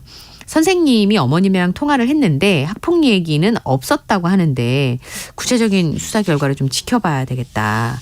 뭐 그렇게 입장을 밝히고 있다고 합니다. 지속적인 학교 폭력으로 선생님한테 얘기도 하고 호소도 네. 했었고 부모님도 이제 그런 얘기를 네, 했고 학교 차원의 대책 마련이 필요하다고 얘기도 했는데 학교에서는 또 선생님은 난 들은 적이 없다. 네. 학교 폭력이나 뭐 그런 건 아니다라고 하는 입장을 밝혔다고 하네요. 네. 최근 집단 성폭행 사건 가해자가 초등학교 선생님이 됐다 이런 폭로가 있었다고 저희가 소식 전해드렸었잖아요. 그 교사가 면직이 됐어요? 예. 이 사건은 12년 전에 대전의 지적장애 여중생 집단 성폭행 사건의 가해자의 지인이라고 하면서 예. 가해자들이 장애인을 오랜 시간에 걸쳐서 집단 성폭행을 했음에도 불구하고 그 당시에 어리다는 이유로 공부를 잘한다는 이유로 피해자는 강력한 처벌을 원했는데 아버지가 합의를 해서 최근에 드라마에도 그런 내용들이 나오는데요. 사실상은 무죄라고 볼 수 있는 소년 보호 처분을 받았다는 겁니다. 그리고 그건 전과가 아니기 때문에 소년 보호 처분은 공개가 되지 않았고 가해자들이 명문대 합격에 잘 살고 있다. 그중에 몇몇은 초등학교 교사로 신분 세탁을 했다라고 주장을 했는데요. 네. 이 교사가 면직을 신청해서 교육청에서 받아들였습니다. 30일자로 면직이 된대요. 그런데 지금 언론 보도가 있고 나서는 병가를 내고 아예 학교에 나오지 않고 있다고 합니다. 학부모들한테 문자를 보내서 학교 측에서는 면직을 알렸고요. 본인은 사실이 아니고 억울하다. 어떤 관련도 없다라고 호소를 했습니다만 의혹이 제기된 즉시 학교에서는 수업과 교육활동에서 배제를 했고 교육당국의 협조를 받아서 면직 처리했다고 밝혔습니다. 이 사안이 굉장히 중요한 내용이기 때문에 네. 사회적 파장이 크고요. 대처한 사항들을 실시간으로 공개할 수는 없다라고 하는 입장이네요. 네. 다음 날씨 얘기 좀 해보죠. 기상 얘기. 밤사이 제2호 태풍 마와르가 괌을 강타를 해서 피해가 속출했어요. 네, 그러니까 그 리조트의 바다 전망의 객실을 공개를 했는데요. 거의 예. 뭐 아수라장된 모습이었는데 그 온라인 여행 카페에 올라온 걸 보면 천장하고 문이 누더기처럼 뜯어지고요. 바닥에 잔해가 널브러져 있는 아주 처참한 모습에다 통유리창이 떨어져가지고 창가에 막 물이 들어차 있는 모습이었습니다. 나무가 뽑히기도 하고요. 이 어마어마한 태풍인 게 태풍 마와르가 괌을 강탈했는데 이게 두 번째로 강한 태풍 등급이 4등급으로 분류가 되어 있습니다. 네. 최대 풍속이 225km예요. 시속. 그리고 바람과 집중호우를 동반하고 있는데요. 시간당 50mm의 비가 내렸다고 합니다. 예. 지금은 괌을 점차 벗어나고 있지만 괌의 4등급에 이렇게 강한 태풍이 온 게 2002년 이후에 처음이라고 합니다. 심지어는 여기에 이제 그 범람하기 쉬운 저지대에 살고 있는 주민을 포함해서 15만여 명한테 대피를 하라고 얘기를 했고요. 뭐 이렇게 자동차가 막 바람에 날릴 정도로 상당히 상황이 심각하다고 합니다. 심각하다는 것 같은데 지금 한국인 관광객이 괌에 많이 가지 않아요? 많이 가죠. 지금 3천여 명이 고립되어 있는 상황이고요. 괌에 갔다가 네, 지금 태풍 여파로 6월 1일까지, 그러니까 다음 주 중반까지는 공항의 활주로가 폐쇄될 가능성이 높습니다. 왜냐하면 기상 관측 장비가 부러졌을 정도니까요. 예. 그러다 보니까 현재까지 머무르고 있는 사람 중에 부상자는 없습니다만 단전 단수에다가 비행편이 결항되어 있는 상황이어서 국민의 그 불편함이 굉장히 크고요. 또 하나는 이제 당뇨나 지병을 앓고 있으신 분들이 무제한 지금 체류를 하고 있는 상황이기 때문에 굉장히 어렵다고 합니다. 전기 안 들어오죠. 물 끊겼죠. 그다음에 어디 가서 밥을 먹기도 굉장히 불편한 상황이잖아요. 물이 안 나오니까 빗물 받아서 지금 화장실 변기 내리는 상황이었다고 합니다. 그다음에 투숙 기간을 연장을 해야 되는데 방을 못 구한 사람들이 발을 동동 구르고 있고 당뇨를 앓고 있는 분들은 약을 구할 수가 없거나 아니면 알러지가 아주 심하게 앓고 있는 경우이잖아요. 좀 걱정되네요. 네. 이분들 대책을 어떻게 만들어줘야 되나? 정부 네. 차원에서 외교부 차원에서 좀 노력이 필요하지 않을까 싶은데 예. 지금 이 태풍 혹시 한반도로 올라올 가능성이 있어요? 뭐 가능성은 낮긴 합니다만 예. 북상할 가능성을 완전히 배제할 수는 없는 상황인데요. 예. 이 초강력 태풍이 매우 강한 단계로 다소 누그러져서 지금 올라오고 있는데 30일 오전 9시쯤에 필리핀 마닐라 북동쪽 약 700km 부근 해상까지 접근을 할 것으로 보이고 네. 만약에 여기서 방향을 튼다면 한반도 쪽이나 일본 쪽으로 갈 가능성이 있습니다. 현재까지는 오키나와 부근까지는 진출할 가능성이 있다라고 하는 예보가 좀 줄을 이루고 있는데 만약에 그때 방향을 틀게 된다면 우리나라에도 영향을 좀 줄 가능성이 있는 것으로 보이는데 이 마와르가 장미라는 의미라고 하는데요. 굉장히 강력한 태풍입니다. 그렇군요. 예. 이것도 좀 주의해서 지켜봐야 될 것 같습니다. 저는 밤참수 여기까지 하겠습니다. 지금까지 이영경 뉴스캐스터와 함께했습니다. 고맙습니다. 감사합니다.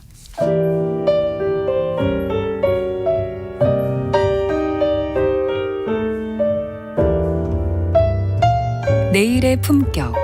김성환의 시사야에서 챙겨가세요. 하루를 마무리하는 시간 꺼내보는 당신의 지식 창고. KBS 1라디오 김성환의 시사야.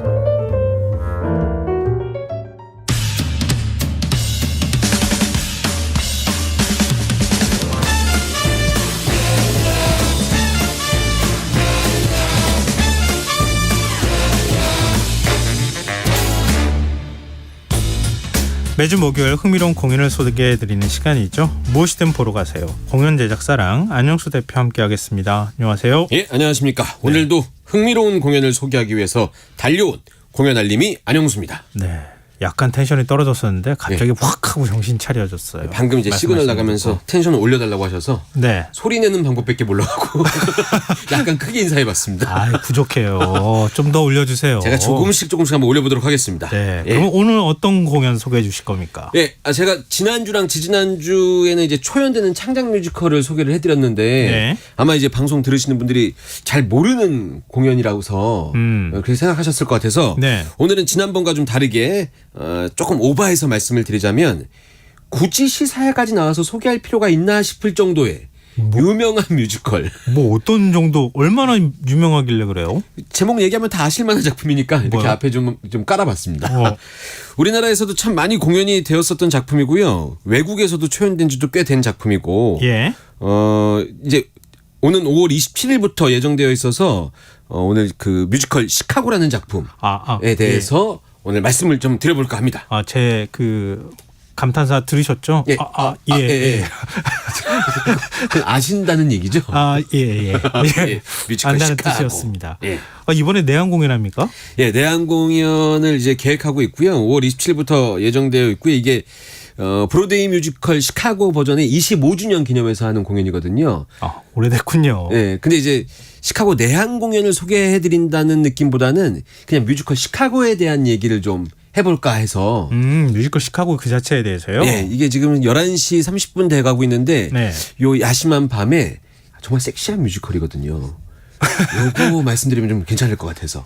그래. 제목 장사를 좀 해보시겠다는 뜻으로. 시카고는 뮤지컬 시카고 이렇게 얘기하면 안 되고요. 뮤지컬 시카고 막 이런 느낌으로 얘기해야 됩니다. 알겠습니다. 감사합니다. 예. 근데 이 시카고가 1920년대쯤 처음 시작이 됐었다면서요? 그때 영국인가요? 아니면 배경이. 네, 배경이 그때였어요. 1920년대 이제 그 금주령이 있었던 시대를 배경으로 하고 있는 작품이고요. 이게 작품 버전이 좀 있었는데 그 1999년인가요? 이 작품이 이제 그렇게 브로드웨이 버전으로 만들어져서 지금 현재의 시카고의 모습으로 다시 만들어진 거죠. 그래서 이제 이게 25주년이 기념이 돼서 이번에 내한 공연을 하는 거고요. 제가 쭉 말씀드리겠지만 우리나라에서 초연된 거는 2000년입니다. 와, 벌써 23년이 지났네요. 네네. 그 2000년에 세종문화회관에서 초연이 됐었는데, 그리고 나서, 바로 얼마 지나지 않아서 뮤지컬 영화 시카고가 개봉이 됐죠. 네. 그래서 이제 그때 선풍적인 인기를 딱 끌어서, 요거 발판 삼아갖고 뮤지컬도 한번 내한 공연 만들어보자. 그래서 2003년도에 첫 번째 내한 공연이 이루어져요. 네. 그런데 그때 생각보다 생각보다 흥행 성적이 제가 뭐 정확히는 스코어는 모르지만 옆에서 보기에 대박이다 이렇게 할 정도의 스코어가 아니었던 거예요. 그때는 뮤지컬 시장이 열리지 않았을 때예요. 네. 그러니까 차라리 우리나라 배우들이 한다고 하면 유명인들이 나온다고 하면 예. 좀 관심을 가져도 내한 공연 그러면은 이건 외국말로 하는 거 뭐 이렇게 생각할 수도 있고 시카고라는 작품 자체에 대한 그 어떤 그 관심도도 좀 많이 이렇게 올라간 상태가 아니었고. 그게 제가 기억하기로는 네. 당시에 뮤지컬을 올릴 만한데도 네. 세종문화회관 정도밖에 없었을 시절이었어요. 맞아요. 네, 그랬습니다. 그러니까 그리고 굉장히 공연 그 티켓값도 비싸고. 네, 비싸다고 더 느꼈을 때. 당시에는 굉장히 비싸다고 느꼈을 때였어요. 네. 뭐 한번 보면 막 20만 원대 중후반 막 이렇게 하던 시절이었어요. 생활이 거덜날 정도. 그러니까 아무리 공연이 좋아도 예. 그렇게까지 관객들이 많지 않을 때였던 예. 거죠. 그리고 나서 이제 내한 공연을 한참 동안 안 하고 있다가 이 신시 컴퍼니가 2015년도에 다시 한번 내한 공연을 결정을 해요. 그때는 뭔가 됐을 것 같아요. 근데 그때가 하필 메르스 때예요. 아 그래요? 네. 그래서 그러네. 걱정이 엄청 났었죠. 예. 그리고 공연기가 전반적으로 굉장히 좋지 않았었고 사회적으로도 좀 그 조심하는 분위기였었고 그런데 이 작품이 올라갔는데 예. 관객들의 평과 기자들의 평이 너무 좋으면서 결과적으로는 관객도 제작사도 흥행적으로도 작품적으로도 성공한 케이스로 남게 됩니다. 메르스를 이겨내고. 메르스는 뭐 코로나 같지는 않았거든요. 지금에서 기억 그렇게 더듬어 얘기하지만. 보니까 그때도 굉장히 심각하게 생각을 그렇죠. 했었는데 예. 많은 사람들이 한꺼번에 확 뭐 이렇게 몇만 명씩 감염되고 그렇죠. 그 이제 정도는 확산세가 아니었단 말이에요. 팍팍팍 올라가는 느낌은 좀 아니었었으니까요. 그리고 나서 이제 2017년도에 다시 한번 세 번째 내한 공연을 하거든요. 네. 그때도 이제 대박이 난 거죠. 그리고 나서 브로드웨이 버전으로 이제 코로나도 있고 했으니까 6년 만에 이번에 이제 새롭게 25주년을 기념해서 내한 공연이 계획이 된 거죠. 참 한 20년의 뮤지컬 역사를 보는 것 같은 느낌인데요. 그러니까 이제 공연 소개하면서 막 주마등처럼. 맞아요. 예전 생각이 저도 자꾸 나는데 예. 예전에 뮤지컬 시장이 열리지 않았었다고 제가 말씀드렸었잖아요. 맞습니다. 예. 그땐 티켓도 지금과 같이 사지 않았던 시절이었던 것 같은데요. 그렇죠. 그 당시 저도 이제 이거 조사하다 보니까 2000년도에 초연했었을 때가 기억이 나더라고요. 제 라떼는 말이죠. 이런 거 재밌잖아요. 예, 그때는 어땠습니까? 네, 그때 2000년대가 아니죠. 2000년도에는 지금은 이제 공연 예매 티켓 그 사기 위해서 전산 티켓을 예매처에서 온라인으로 구매를 막 하지 않습니까? 네. 근데 그게 그때 그 당시에 없었던 건 아닌데 그 당시에 이 예매 문화가 주가 아니었어요. 그 당시에 티켓을 사기 위해선 교보문고, 영풍문고, 종로서적 이런 데 가서 티켓을 구매하는 게 직접 가야 되는 시절이었던 거잖아요. 그래서 그 교보문고에서 판매하고 있는 좌석과 영풍문고에서 판매하는 좌석, 종로서적에서 판매하는 좌석의 구역이 달라서 거길 막 바삐 돌아다니면서 좋은 좌석을 구매하려고 노력을 했었던 그런 때가 있었거든요. 예. 근데 이제 그때 그 초연 때 그 캐스팅이 그 시카고의 주인공 벨마 역할이 인순이 씨가 공연을 했었고 록시아트라고 젊은 여성 그 주인공 역할은 최정원 배우와 전수경 배우가 주인공을 했었어요. 그리고 이제 그 굉장히 그 돈에 쪄들었다고 얘기해야 되나요? 그 남자 주인공 빌리 역할에는 허준호 씨가 캐스팅돼 있었었고. 근데 그래서 사전에 이 시카고라는 공연이 그 잘 알려지지도 않고 해서 티켓이 그렇게 많이 판매가 안 됐었어요. 그러다가 공연을 딱 시작했는데 뮤지컬이면은 약간 뭐 화려하고 뭐 반짝반짝거리고 이런 거라고 생각했는데 공연을 딱 오픈해서 관객들이 들어가서 딱 보니까 거뭇거뭇한데 섹시하고 그 뭔가 재즈풍의 처음 보는 것 같은 공연의 느낌이 딱 난 거죠.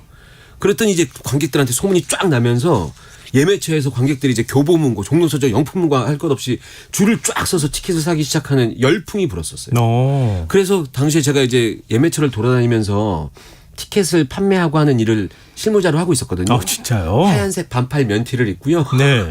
그 이 광화문 거리를 막 걸어다니면서 예. 그 각 예매처를 담당하는 직원들과 이제 농담을 막 하면서 저희 공연 포스터 좋은데 붙여달라고 이렇게 얘기하면서 시장 조사를 실제로 발로 뛰면서 하고 있었을 때거든요. 그때 물어봤더니 지금 시카고가 도대체 뭔데 이렇게 난리냐 이러면서 사람들이 시카고 살려고 줄을 엄청 선다 그래서 입소문을 제가 실제로 체감했던 기억이 있습니다. 지금 회사 직원들한테 지금 이렇게 얘기하지는 않는 거죠? 하죠. 아 그래요? 직원들은 하품을 하고 나 때는 말이야 뭐 반팔 입고 내가 시장 조사를 다니고 막 누가 말리지 않으면은 그 하루 종일도 할 수 있는 얘기인데. 근데 이거라도 해야 제가 신이 납니다.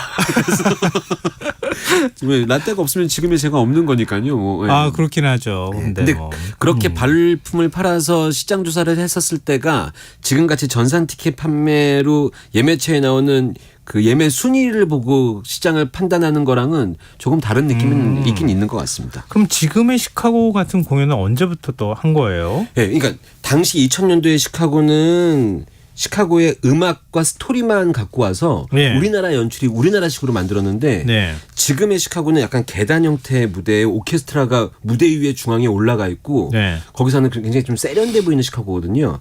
이 시카고는 우리나라에서 2007년도에 2007년도에 했었던 공연이 바로 현재의 브로드웨이 버전의 시카고가 올라가게 되는 거죠.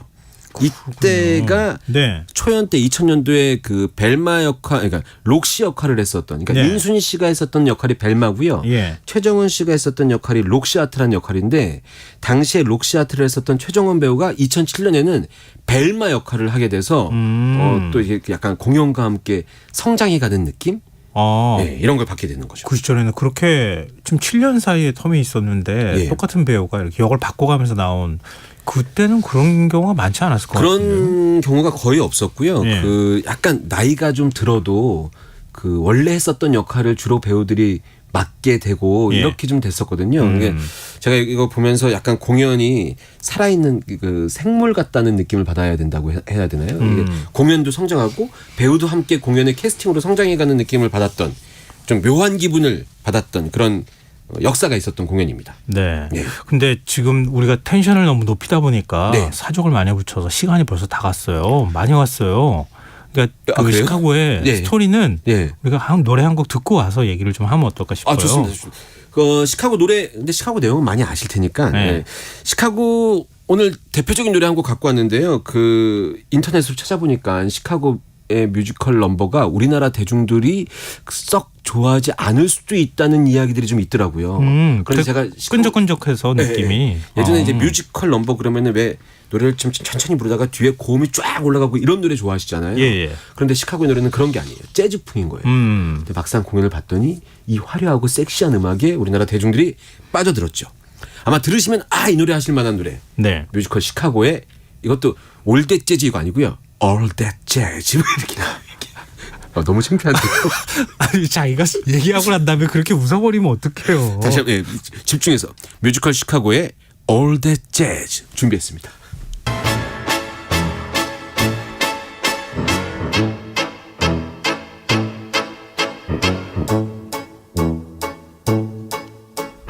Come on, babe, why don't we paint the town? I know that jazz, I'm gonna rouge my knees and roll my stockings down. I know that jazz, start the car, I know a whoopee spot.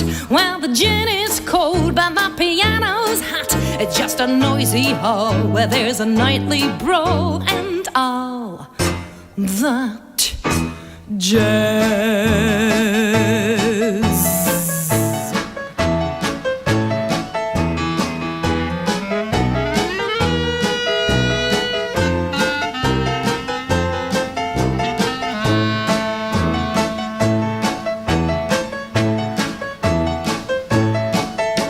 Slick your hair and wear your buckle shoes.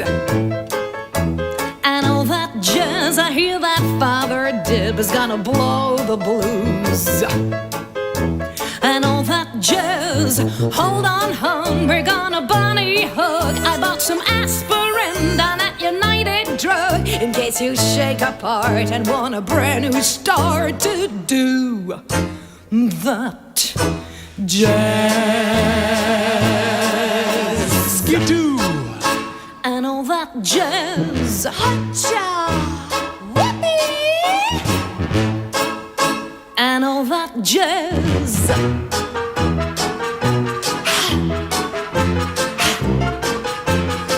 It's just a noisy hall where there's a nightly brawl and all that jazz.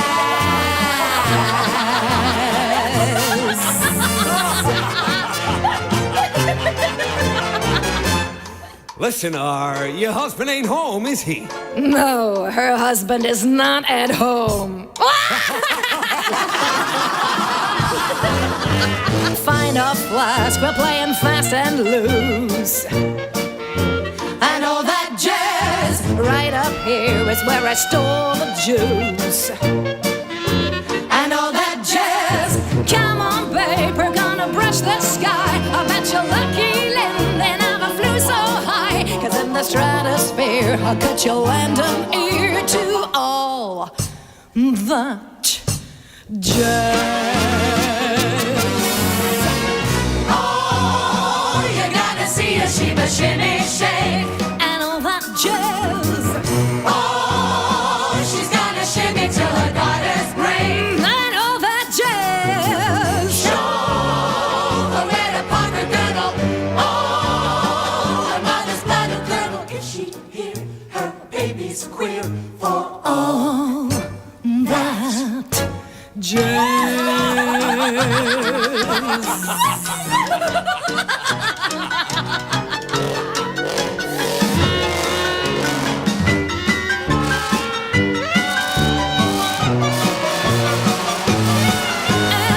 all that jazz. Come on, babe, why don't we paint that town? And all that jazz.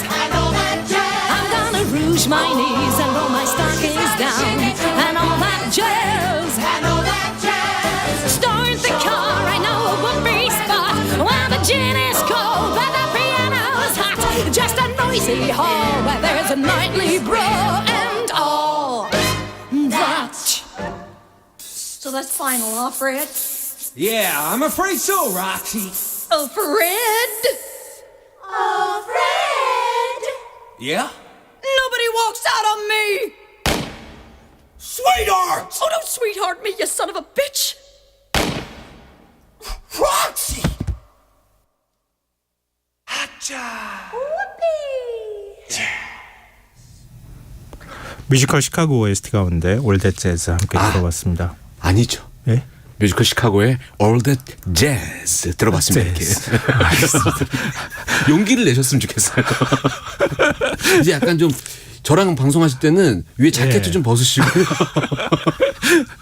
아니, 청취자 0012님께서요. 오늘 예. 스트레스 받고 힘든 날인데 음악 들으며 춤추며 기분 짱. 감사. 이렇게 좋습니다. 아무도 안 볼 때. 이럴 때는 불도 웬만하면 좀 꺼놓으시고 TV 화면에 나오는 이 조명만 받으시고 거울에 비친 본인을 보시는 거 나쁘지 않다고 생각합니다. 몸 흐른적흐른적하면서. 네, 그렇죠. 네. 맞다. 이 시카고에 나오는 이 춤이 안무가 바포시라는 안무가인데요. 네. 왜 이 시카고 끝난 다음에는 이 허리 뒤로 손을 꺾어서 이 스냅핑거라고 하나요? 이거 네. 이 춤을 굉장히 많이들 췄던 걸로 기억해요. 시카고의 안무는 굉장히 바포시 안무는 굉장히 유명하거든요. 네, 맞아요. 섹시한 느낌의 뭔가 흐르는 것 같지. 약간 흐느적하면서. 맞아요. 좋습니다. 네. 근데 우리 배우 얘기도 안 해볼 수 없잖아요. 그렇죠. 시카고를 거쳐간 배우들 굉장히 많잖아요. 엄청난 배우들이 거쳐갔습니다. 뮤지컬 시카고 제가 아까 말씀드렸던 그 2000년에 초연 때 참여하셨던 인순이 선생님부터 시작해서 뮤지컬계에 지금 대표하는 배우분들 최정원, 전수경, 남경주 이런 배우분들이 당연히 참여하셨고요. 그리고 지금은 그 웬만한 공연의 주인공을 맡고 있는 옥주연 배우나 아이비 배우도 역시 시카고의 록시아트를 거쳐간 배우들이고 그 빌리 역할을 맡았던 배우들이 또 이종혁, 안재욱, 박건영 이런 배우들 그리고 시사야와의 이제 가족이죠 가족. 네. 최재림 배우. 최재림 배우. 네, 최재림 배우도 역시 이 빌리를 맡아서 했었던 적이 있었습니다. 그리고 그 최재림 배우 복화술하면서 그거 하는 거 보면 맞아요. 그 영상이 핫한 영상으로 올라왔었는데 그 최재림 배우와 함께 했었던 그 복화술 장면에 했었던 그 배우가 소녀시대 티파니 이런 배우들이 여기 참여했었죠. 너무 아쉬워요. 우리 나와서 인터뷰했을 때 그때 복화술 시켰어야 되는 건데. 했었어야죠. 그때 안 시킨 게 너무 아쉬워요. 네, 한 번 더 나오면 되는 거니까. 알겠습니다. 네. 그리고 이제 또 가장 기억나는 배우 대표적인 배우가 그 KBS 프로그램이었는데 남자의 자격이라는 예능 프로그램에서 확 일약 스타덤에 올랐던 음악 감독 박할린 감독 있지 않습니까? 이 박할린 감독이 시카고의 벨마 역할로 캐스팅이 돼서 세간의 화제가 되면서 박할린 감독도 사람들한테 더 인정을 받게 되고 시카고라는 작품도 우리나라에서 흥행 불패 신화를 가질 수 있는 그 원동력이 생겼던 그런 계기도 있었습니다. 박할린 감독은 그 다음에는 뭐 직접 나와서 배우 활동은 안 했었잖아요. 아니 배우로. 이때는 배우로. 네, 시카고의 배우로까지 활동했었어요. 음악 감독도 하면서 배우로까지 활동을 했었어 갖고 당시에 큰 화제가 됐었던 기억이 있습니다. 그랬군요. 예. 그럼 거의 뭐 이 일종의 뮤지컬에서 박할린 감독이 데뷔하다시피 했던 그렇죠. 그런 작품이라고 봐야 되겠네요. 워낙 뭐 노래도 잘하시고 그리고 이제 그 이 시카고라는 작품과 이 벨마라는 역할 그 이국적인 느낌이 박할린 감독이랑 거의 찰떡으로 맞아떨어지면서 대중들이 시카고를 굉장히 이제 사랑하게 되는 계기가 됐었던 계기였죠, 계기. 예. 네, 박할린 감독은 근데 약간 좀 무서울 것 같긴 해. 같이 그 배우 연기하면요. 그 역할 자체가 사실 이 시카고 아까 내용 말씀 안 드렸는데 그 여성 그 범죄자 2명 록시아트랑 벨마의 주인공의 얘기거든요. 거기다가 이제 이 여러 가지 편법에 익숙한 변호사 빌리의 얘기여서 그 약간 센 느낌의 어떤 그런 느낌이 작품이랑 잘 묻어나면서 이 공연을 보시는 관객분들한테 카타르시스를 느끼게 해주는 그 앙상블들도 이 검은색 타이즈 맞아요. 이 의상 기억나네요. 네, 남자 배우들의 모자 이런 섹시한 어떤 느낌이 뭐 각인이 된 그러니까 사람의 마음을 흥분시킬 만한 요소들을 굉장히 많이 갖고 있는 그런 뮤지컬 같아요. 뭐 배경이나 이런 것들은 뭐 일종의 암흑가 얘기들 같이 분위기나 이런 거는 그렇잖아요. 근데 나오는 음악은 재즈. 그리고 나와서 이런 앙상블이나 이런 사람들 입고 있는 거는 아주 뭐 좀 섹시한 코드. 그러니까요. 그러니까 그게 막 이렇게 조합이 잘 돼 있는. 더운 여름에 딱 공연 보고 나서 와인 한 잔 탁. 알겠습니다. 시간이 벌써 다 됐어요. 그러니까요. 마지막으로 곡 한 곡 더 가져오셨죠? 방금 전에 저희가 말씀드릴 때 그 잠깐 언급했었는데 그 최재림 배우와 티파니의 그 복화술 장면으로 유명해진 넘버가 있어요. We Both Reached for the Gun이라는 넘버인데요. 요거 들으시면 아마 영상 기억나실 거고 그 빌리가 록시아트를 무릎 위에 앉혀놓고 인형처럼 이렇게 기자들을 하잖아요. 상대로 해서 대신 복화술로 노래를 부르는 그 노래거든요. 요거 굉장히 유명한 넘버니까 요거 들으시면 아마 시카고 다시 한번 좀 기억이 나지 않으실까 싶습니다. 오늘 텐션 팍팍 올라가지고. 이건 한 2, 3주 해야 될 것 같아요. 시카고는. 알겠습니다. 다음 시간에도 우리 좀 이렇게 해보도록 해보죠. 시카고. 네. 자, 무엇이든 보러 가세요. 랑 안영수 대표와 함께했습니다. 고맙습니다. 감사합니다. 김성환의 시사야 오늘 순서 여기서 마칩니다. 모바일 상품권 당첨자는 홈페이지 공지사항에서 확인하실 수 있습니다. 끝곡으로 뮤지컬 시카고의 We Both Reached for the Gun 들으시고요. 저는 내일 다시 찾아뵙겠습니다. 지금까지 시사평론가 김성환이었습니다.